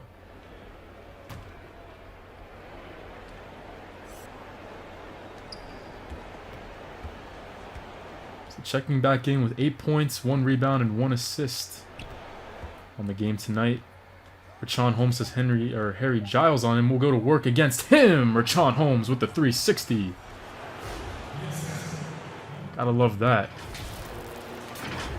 Harry Giles had some injuries. He had a couple at Duke, and then in his rookie year against Sacramento, he's not the most mobile center. So perhaps exploiting him on pick and roll opportunities may be the way to go. CJ off the mark. Kately was open for a second, but I got another mismatch. No, I didn't want to force anything down that time. Instead, Kately will fire. A little long though. We're still desperate for our first lead of the ball game, as Lillard will step back and fire. I had my hand right in his face. I was up in his grill, but Lillard, man, he's something else in 2K.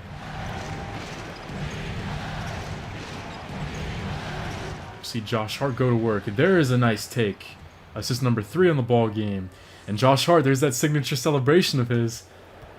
Whenever he does that with his arms, you know he's rolling. Oh no, he got me with the hezzy. Lillard though, a little long. He rushed it.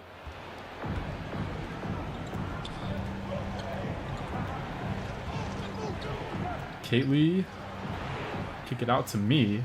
I didn't even call for that one. 10 seconds left to shoot. Double team comes. Rashawn Holmes. I saw he had the mismatch. Nice little handoff. Holmes hasn't been great in this series. He's been okay, but after averaging 13 rebounds a game through the first 2 playoff series, he's only averaging less than 10, which is still a good total. But he also hasn't scored much. He's only averaging around 4.5 points per game. McCollum, he's got to hit that, right? Yeah, he's definitely not missing that one. Yeah, Josh Hart's looked a little worse for wear at points. He had one of the most clutch.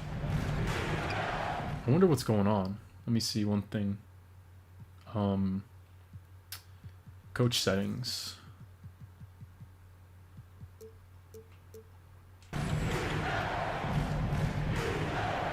Oh no, right when I gave it to Kately, he gave it right back. Maybe I should turn off the plays. Oh no. But yeah, Josh Hart's hit some huge shots. I remember in the finals last year against the 76ers, we were down 2-0. Wait, no, I think that was game 2 he hit the shot I'm talking about, but he hit 1-3 that was colossal to give us our first lead of the series. Hart, speaking of him, he was wide open, no good that time.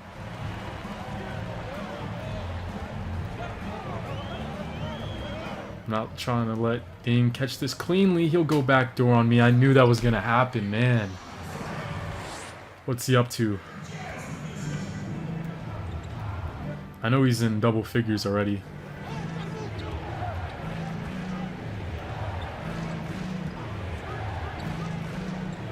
Throw this one into Holmes. All right, Rashawn Holmes. Quick 6 points for him in this ball game.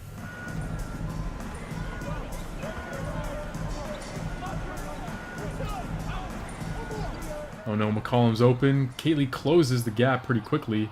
Good job hustling out to him, and I'm going to hit Kately on the break. 1-on-1 against CJ. Tough finish, and the roll goes for him. Assist number 6 already for myself. My playmaking hasn't been as good this series. I'm still dishing the ball at a pretty high level, over 10 assists per game, but oh, Damian just missing.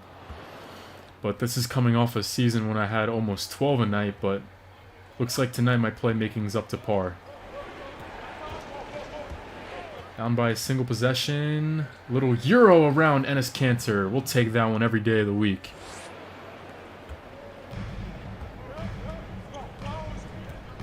Yeah, I thought for a second Josh Hart was feeling himself after he had... Oh boy, here we go again. Here we go again. Close out. Got there in time. I thought for a second Josh Hart was feeling himself after he had his signature celebration after the one shot he hit, but he's missed his last 3 since. Gotta find better looks for him.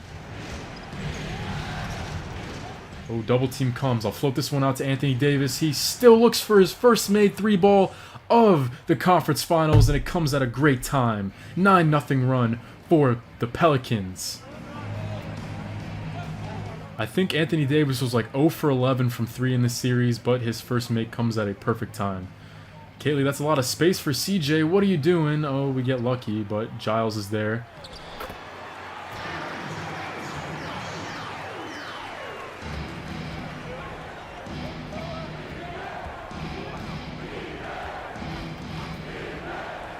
Kaylee looking to take the lead right back. Little long, but Anthony Davis on Enes Kanter. A very good matchup for us to exploit.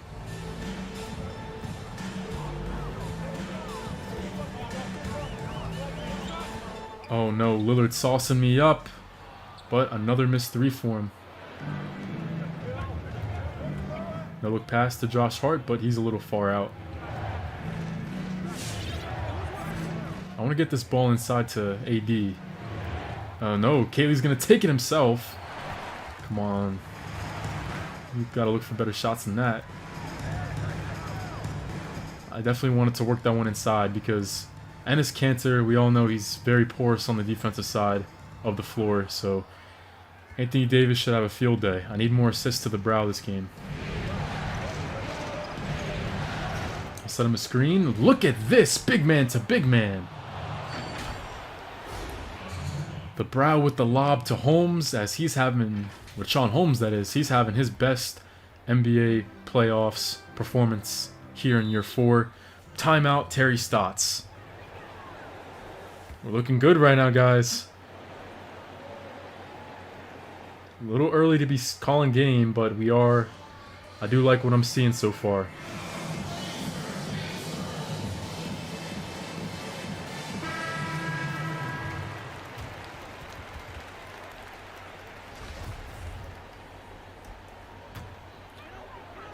Wow. Oh, wow. I got taken out.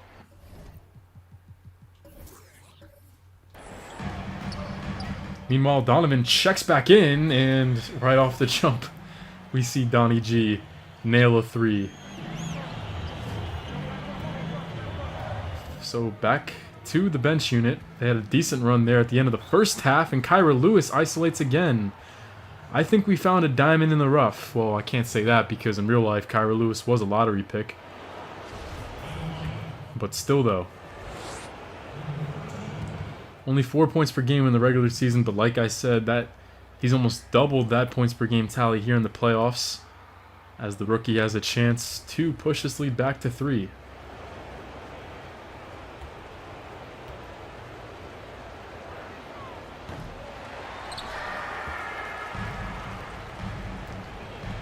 Missed a second, but I still like what I'm seeing from Lewis. As Carmelo Anthony will go not one-on-one, but he'll actually dish us over to Donnie G, one-on-one against Nicolo Melli.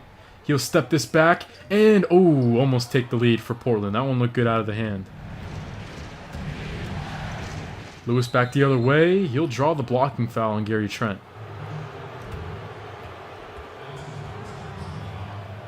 I'm definitely liking what I'm seeing so far.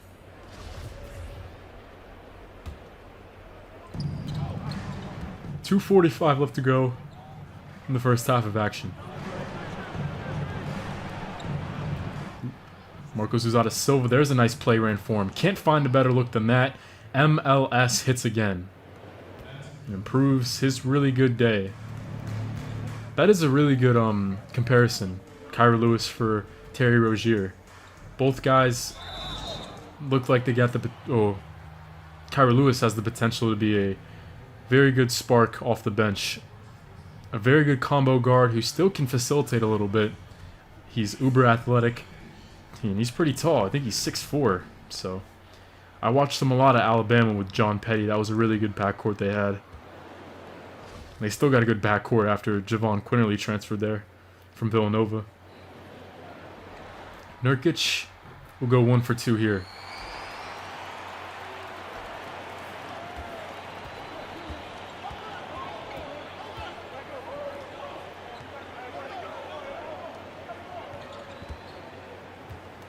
Otto Porter from the elbow. I like the spacing here. Ooh, could have kicked that out to MLS if he wasn't fouled by Gary Trent. So we'll line it up and do it again. Lewis off a screen. Little dish off to Okafor. Tough take there. Nurkic just like a tree stump in there. It's hard to get around him.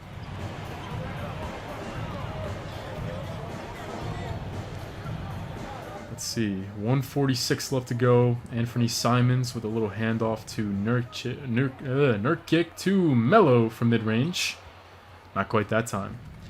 Yeah, Jaden, that's been the trend so far. It's been going back and forth. We'll win a game, then Portland will blow us out. It's been like that for the first 4 games of the series. And if that trend continues tonight, that means we're going to win, but we'll see about that. Inside the post, trap comes for Nurkic. So Carmelo Anthony will reset the Blazers' attack. 8 seconds to shoot. Carmelo looking for something here. 15 feet away, he knocks it down. Portland closes the gap to 1.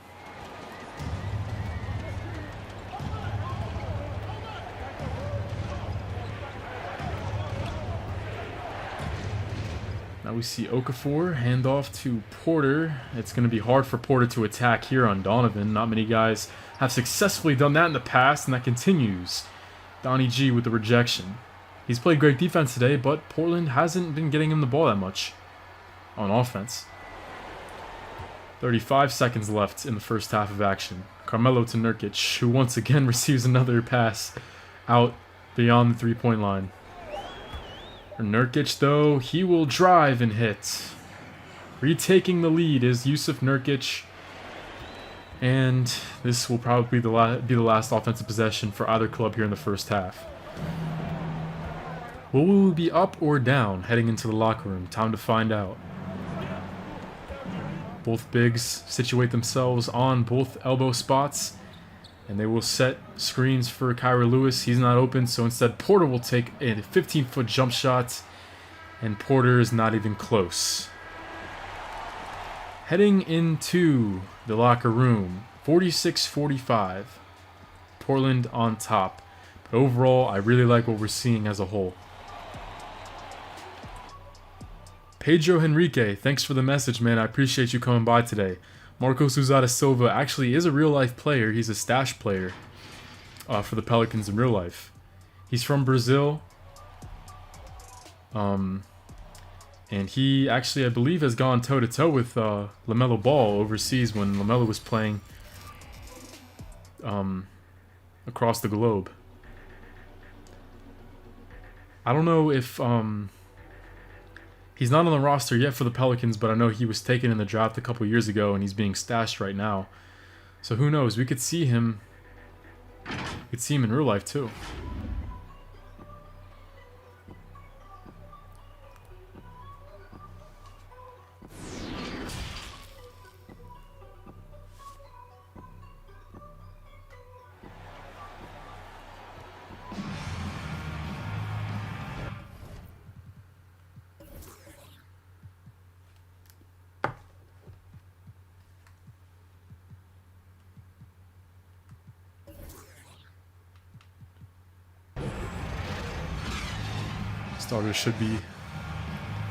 Starters should be checking back in for the start of the second half. And that we are. Let me check the coaching settings again.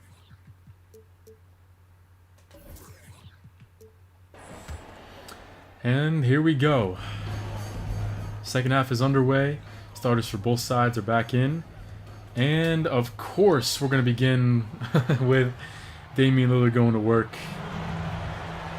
I'm trying to call for double teams, but I guess I'm calling them too slow. I don't know. The help's not really coming as quick as it should be.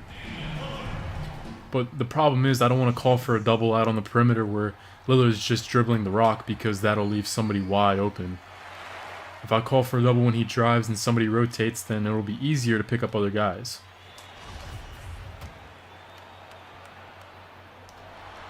I really stuttered really bad there. If you guys didn't know, I do have a pretty bad stutter in real life, so...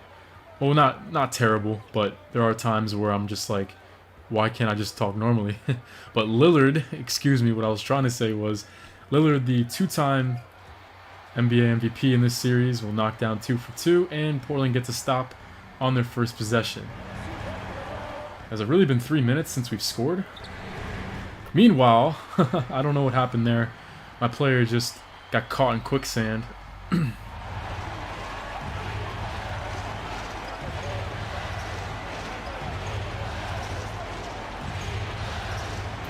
Give this one to Josh Hart as he'll actually pull from 3.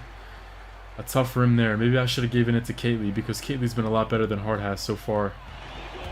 And oh no, Donnie G with a pretty decent look there. Off the mark, however. Let's get out and run a little bit.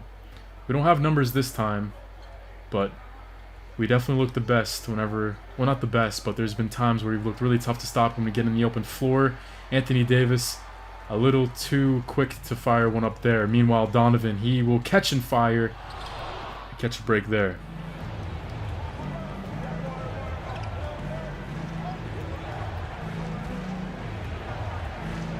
So this play is actually going to be run through me as I pop out. 8 seconds to shoot. I had Davis there for a second. Hart's from the corner. We missed another one. Pretty bad offensive drought here for the Pelicans. It's been over 3 minutes since we've made a basket. Meanwhile, Josh Hart falls to 1 for 7 shooting. What happened here? Anthony Davis reaching. I don't even think he was involved with the play. We might have to go with more Marcos Uzada Silva here. Oops, I didn't mean to. I keep messing up the rotation. There we go.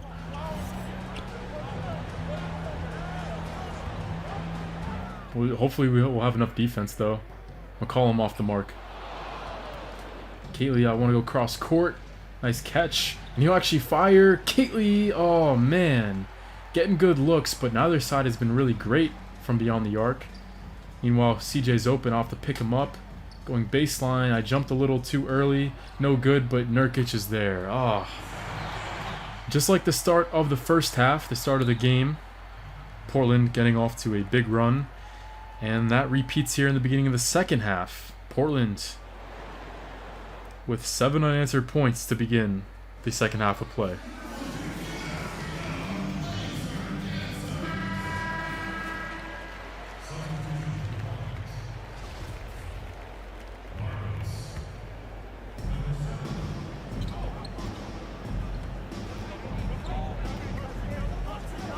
Go back to work. I'm open. It's my best look all night. And that one drops. Another green light. I'm still without a missed shot, which is something that doesn't happen very often. I'm a pretty efficient shooter, but it's impressive for any player to be into the second half without a missed shot. Lillard, oh my goodness, look at all these moves. Oh man. Lillard reaches 20. He's only 10 points away from the benchmark that I set. I'm trying to stop him to get to 30. As I drive here, I'm stuck underneath the glass. I'll kick it out and look at that, man. Right when I released that pass, I tried my best to get out of the key. Come on, man. This is just... How does this even happen? Look at how close the refs called this. Look, I got rid of this pass, and immediately I tried to get out of the key, and they called me for it like right here. Let me see when the whistle's blown. Right here when I took this step, they called me for 3 seconds. Can't catch a break here apparently in the second half.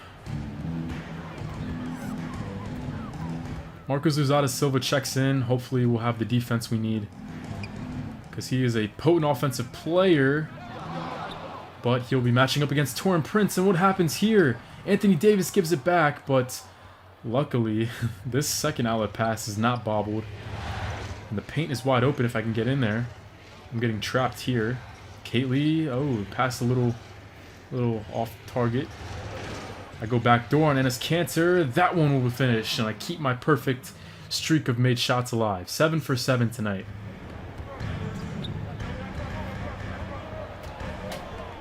Man, what can I do? Maybe I have to... I don't even know what to do anymore. It's like all of a sudden my player's not even there. Davis will drive on Carmelo. Decent look. Not happening. Maybe I gotta pick up Lillard all 94 feet. Maybe I gotta pick him up right where he catches the inbound. And Luzada Silva, miscommunication there between me and him on defense, but immediately we get our matchups correct. And CJ wide open. I'll take the 2 instead of the kick out to Lillard because you already know if I helped out, he would have kicked it. This isn't looking good. That's all I can say.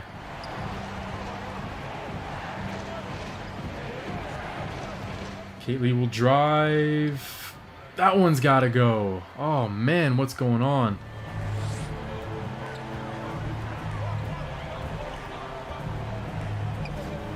And I don't even know who I'm supposed to be guarding. It's Enes Kanter, and I actually recover nicely and force him into a miss.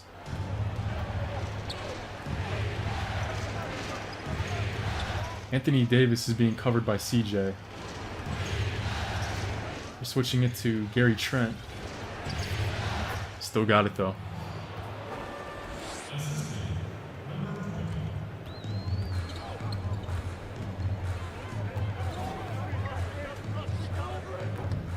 I don't even know what to say about that one. Does end in a miss though. And Davis. Oh, Davis leaves it short. He smokes it. A bad time for that. And then Trent's open. Where is Luzada Silva? We catch a break there though. Go between the legs here. And Holmes is open for mid-range, but he doesn't shoot it. Caitley instead will drive and he'll finish. So we do muster a basket at the very least. You can see at the scores table the bench getting ready to check in. I don't know what happened there either. It's like every play against Lillard, I've never, like, I compete against Curry. I do a good job limiting him, Kyrie Irving, some of the best point guards in the game, but there's just something about Lillard where he just gets these crazy speed boosts. Part of it was Richaun Holmes. I got stuck on him, but it's been like this over and over again in this series.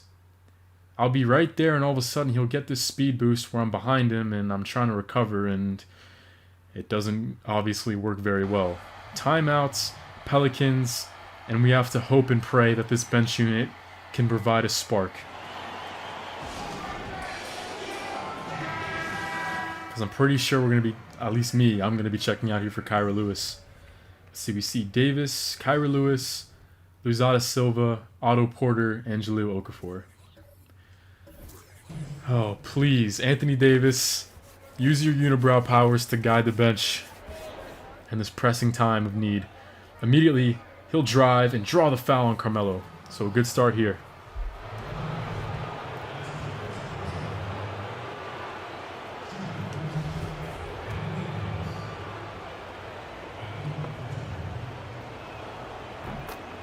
First one is good. And yeah, look at that. You're totally right, man. He used Richaun Holmes against me. Yeah, you're right, Pedro. You have full right to roast me because I've actually become a pretty decent defensive point guard ever since my days in high school and college. Because if you're new to this series, I went through high school and college, then to the NBA. I was always a very stout defensive point guard as Luzada Silva takes it away. Lewis on the other end nearly completes the possession with a three-point play. That would have been so huge. Regardless, though, what a sequence of events that was. But yeah, I should go to defensive camp. There's just something about playing defense on Lillard, man. I don't know what it is. Lewis gets the first.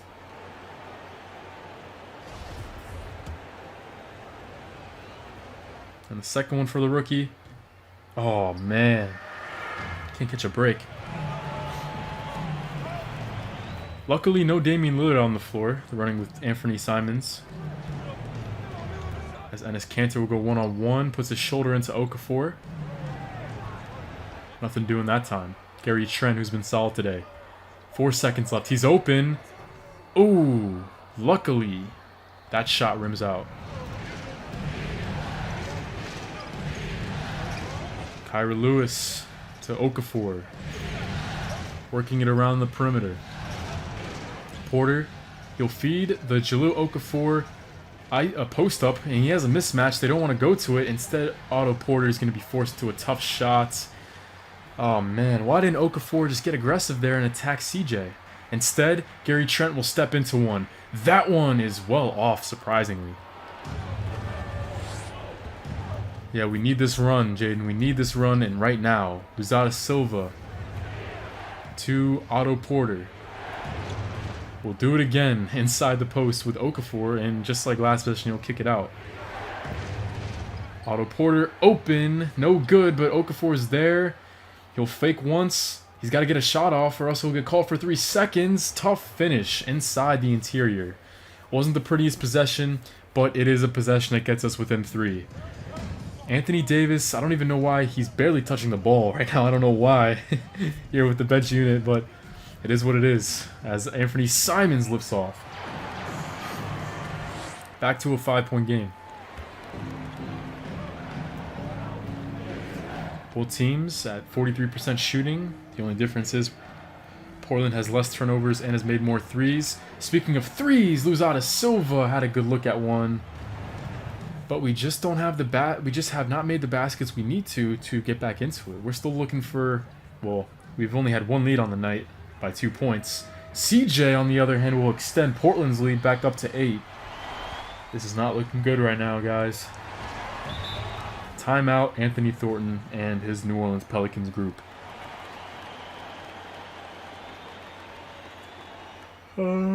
Excuse me.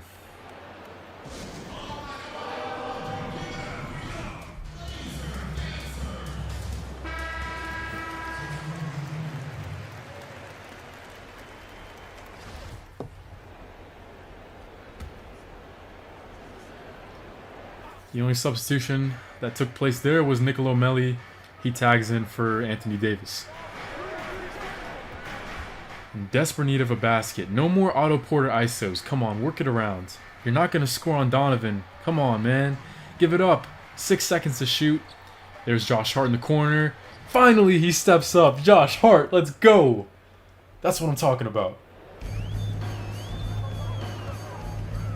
I think he's shooting now 2 for 8 on the game, but that one was much needed. And he will actually help out on Simons, and he'll leave CJ. Very lucky that CJ could not make that. That was one of those shots where he might have been just too wide open. 1:31 left to go in the third period. It's Josh Hart and MLS. They'll do a little two-man game. Beautiful take there. Carmelo Anthony had a good shot at swatting that one, but the extra height on that floater made all the difference. Now 5 unanswered points for New Orleans. Nurkic will actually receive a screen, big man to big man between him and Donnie. He'll pull up short, and somehow he knocks it down. Nurkic has been really quiet. He hasn't reached double digits in any game in this series. His best outing was 6 points, actually, in Game 4, but he's up at 11 tonight. Josh Hart will drive. He's got some space to work. And I really appreciated that he actually drove that time. He had the open jump shot, but of course his jump shot has not been falling tonight. He makes the better basketball play and gets Carmelo into some foul trouble. Donnie G will check out and Damian Lillard will check back in. Actually, no, excuse me. Taurean Prince does not come in for Donnie. He'll come in for Carmelo. So, hopefully, Kyra Lewis can hold his own. Hopefully he can hold down the fort. Let's see how he does. Maybe I should... Oh no, it's actually... What is this? I'm trying to figure out what lineup we have on the floor right now. I think Luzada Silva is actually playing point guard right now. So maybe I can take some notes from Luzada Silva on how to stop Damian Lillard. Meanwhile, look at that dish from CJ. Donovan doesn't take it. He'll make an extra pass to Taurean Prince. What a shot there. Oh, man. Yeah, you're right, Pedro. We need Caruso. We need all the basketball gods to smile on us. 11 seconds left. Otto Porter outside. Why is he controlling the rock again? Who knows? But he will take this one on Prince. And we'll have a chance to cut down this lead to potentially 5.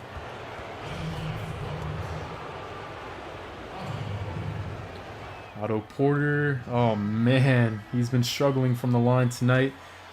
As I check back in with 3 seconds left to play here in the third quarter. Oh, I didn't mean to do that. And hopefully from here on out, I'll be on the hardwood. Hopefully no more bench minutes at the point guard position.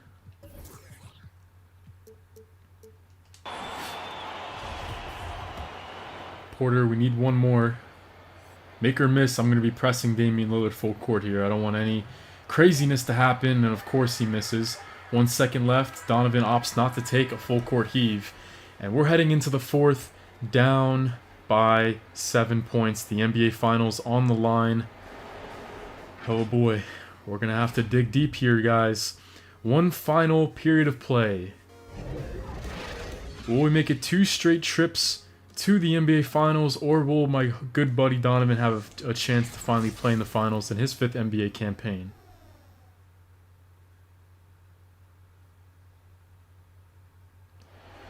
Up to 10 viewers now. I really appreciate the support and all the comments and the likes. It means a lot, guys. And speaking of likes, it was pretty funny. My last Road to NBA 2K video, where it was Game 3 and 4 of this series, I don't know what happened, but normally in my videos I get really good likes to dislike ratios. I actually looked, and my ratio of likes to dislikes all time on my channel, out of the 114 or so videos I've ever posted, is like 99.5% all likes, which is great, and I really, really immensely appreciate the support. But it was weird. I don't know if I got hit with a dislike bot or what happened there. It was pretty funny because I was responding to some comments on the last video, and I checked and I saw that I had like 11 likes and then like 9 dislikes. I had no idea what happened. I was caught off guard. I was like, oh, I almost never get dislikes. I wonder what happened there. It was pretty funny. But I don't know if I got hit with a dislike bot or what. I didn't mean to throw it there. What happened there, I'll tell you what happened right there. I meant to throw a lob pass into the, not like a lob as in like a dunk, but I wanted to have a touch pass into the post to Richaun Holmes there to set up that play. But I guess I accidentally held triangle for a little bit too long, and that actually went to Anthony Davis instead. But luckily it was not a turnover, and the Brow will have a chance to do what Otto Porter couldn't at the end of the third and knock down some key free throws. And only 1 of 2 there. The free throw line has been not very friendly to us, and Anthony Davis only has 14 points after averaging 26 points in the finals, or the conference finals rather, and that is not a good look for us.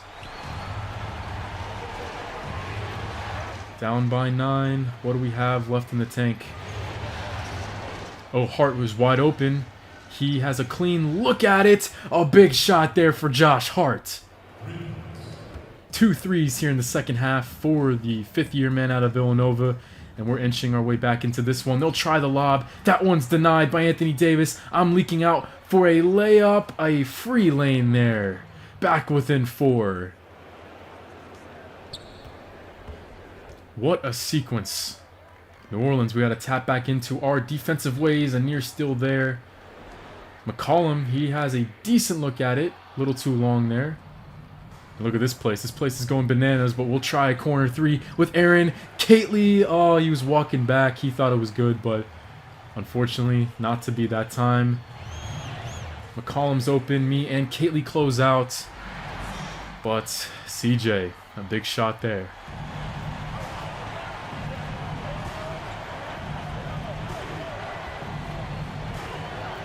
This place is indeed rocking. And Kately had a good look at it.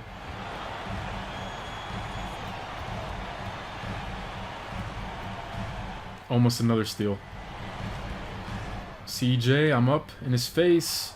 Off the mark. Ooh, risky pass. Torrin Prince had a chance at it. Hart is open, but I don't want him to force one. Instead, I got Nurkic on me. So I acted as the trailer there on that fast break, and I improved to a perfect 9 for 9 on the ball game. Yeah, Jaden, I don't know if it was misclicks though, because I mean, Normally, it's rare when I even have one dislike on a video. I'm not mad or anything. Like, I think it was funny. I was just trying to figure out what happened there. CJ hits nothing but air on that shot. But I was trying to figure out what happened, and I don't think it was misclicks because I rarely even have one dislike on a video, which I greatly appreciate. But I had like 7 or 8 on the last one. I thought it was pretty funny. I was like, where did all these come from? But I was just trying to figure out what happened there. So off of CJ's air ball. Oh, what was that? I didn't call for that. Aaron Catley throws it away.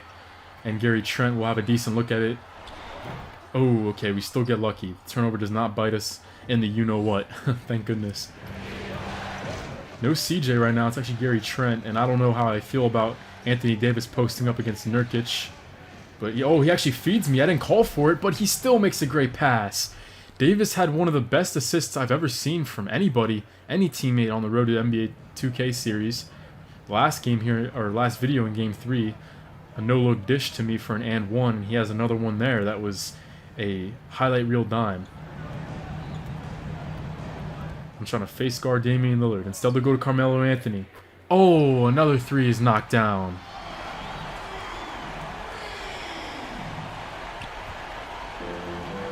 You guys seen it firsthand. Portland, they can turn on a switch with their 3-point marksmanship.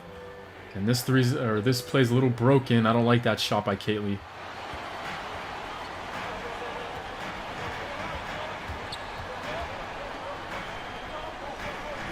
Oh no, Melo from the same spot. This one a little too strong, but the rebound is corralled by Prince to give his Trailblazers a second chance at this. And Josh Hart, he does not stay straight up there. He may want to think, hey, I didn't foul him. You can see on his face he doesn't agree with the call, but he had his arms down on top of Gary Trent. They'll call you for that most of the time.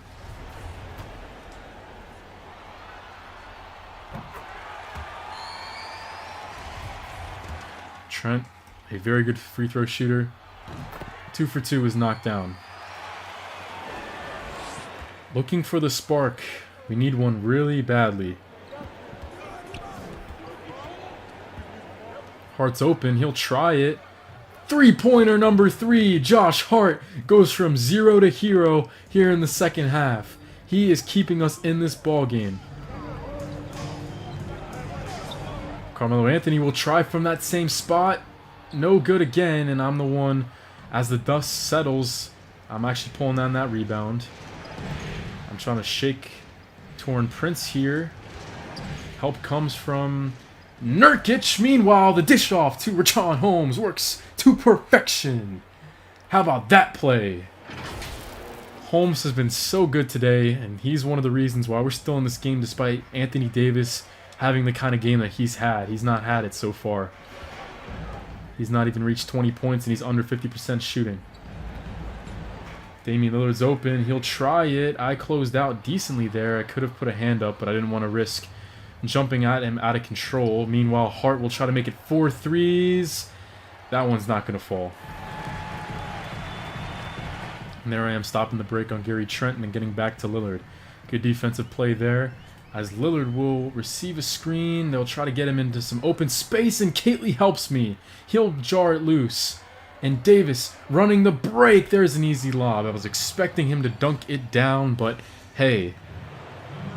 I mean, dunk or layup, it both counts as 2 points, right? So we're back within 1, boys. And Terry Stotts has called timeout. That's what I'm talking about. Look at this. Everybody's hype. Gotta love this demeanor. Oh man. Well, let me check this run real quick. I'm curious. I haven't been keeping track of that. Right now, your Pelicans are enjoying a 11-5 run right now, or a 7-2 run. So that would be 18-7 run for the Pelicans right now. Yeah, I'm trying to figure out what's happening to Catley. You know, he's open on most of these shots, and this inbound will go immediately into Nurkic. Okay, as long as he doesn't surrender a three-point play, Holmes will surrender the foul at least. But yeah, Catley, even when he hasn't had it in this series, he's still averaging 15 points per game in this series, but even when he hasn't had it shooting the ball, he's still been great on CJ McCollum, but CJ's having probably his best outing of the Western Conference Finals here in the winner-go-home game, so hopefully Catley can turn it around here in the final 5 and some change left to go. Still within a possession is your New Orleans Pelicans.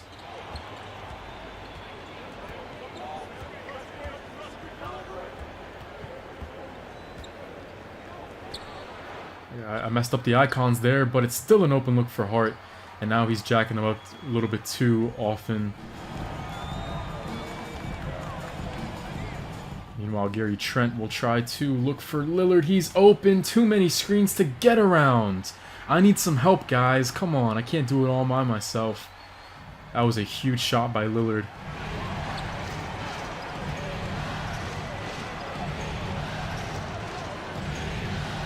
The backdoor screen for Holmes not open there. Let me just isolate with 10 seconds to go. It's hard to trust anybody else right now. I'll take this one. I'll draw Carmelo Anthony into the post. 2 seconds left. Anthony Davis no good. And he's fouled on the rebound. Okay. And Lusada Silva will check in for Aaron Catley, actually. That's, I didn't control that. Looks like head coach Anthony Thornton has seen enough from Catley, and Lusada Silva, who's had a pretty hot hand today, will be favored down the stretch. I probably should have taken that layup, but I saw Carmelo rotating over. I didn't want to force anything there. Davis and Hart pick and roll. Hart's open. Good closeout, though, from Torrin Prince, and still Hart knocks it down. He's yelling. He's excited. Hart with what has been a huge rebound effort here in the second half. I'm not picking up Lillard half court anymore. I'm trying to just get up right in his grill whenever he's in his range, which, to be honest, is past half court, but you get what I'm trying to say. CJ will drive, and I poke it loose. Give me that loose change. Holmes has a step on Nurkic, and why did he shoot that? Holmes, what are you doing? And then Davis, what are you doing? What? I didn't call for him to shoot that three. Oh, man. You want to know what Richaun Holmes shoots lifetime from the three-point line? He shoots the same number that's on his jersey, 22%. Luckily, though, we still force a stop. 3.5 minutes left to play. This one's going to be going down to the wire, folks. Anthony Davis, don't shoot that. We need to look for a better shot. He wants to ISO on Carmelo, and he'll lift off. Anthony Davis.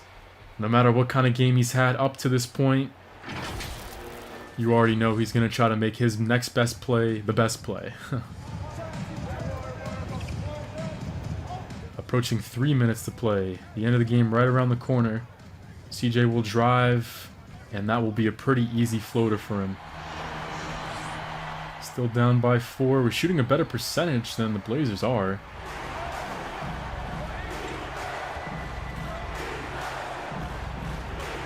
Okay, a little two-man game. Davis open in the corner for a second. I won't take that. Instead, that play's pretty broken, so I can't step into one there.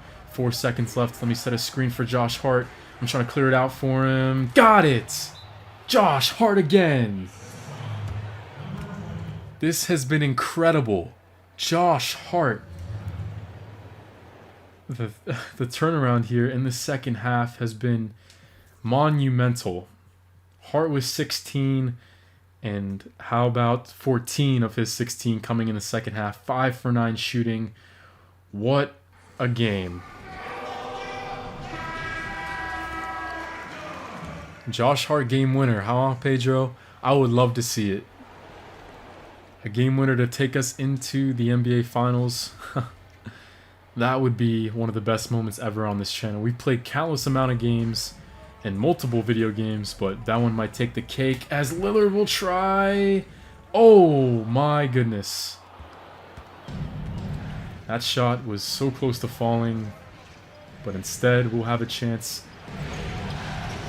Tie it up here. Davis, he'll draw the foul on Lillard. Probably not a good move there. Wait, that was a shooting foul. Because we're not on the bonus yet. I thought... So instead, Davis will step up to the line. And he will deliver the first one. Donovan Gray checks back in after a pretty long hiatus here in the fourth quarter. Portland going with their best 5 here down the stretch. The Brow will toe the line again for his second free throw attempt. And it'll be knocked down. It's back to a tie game here, folks. Oh, man.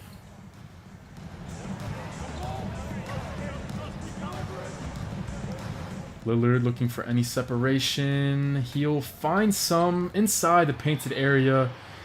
And I played the best defense I could there. But Lillard, he'll knock that one through. Using our second to last timeout is New Orleans. Both teams have one apiece as we dwindle the clock near 2 minutes.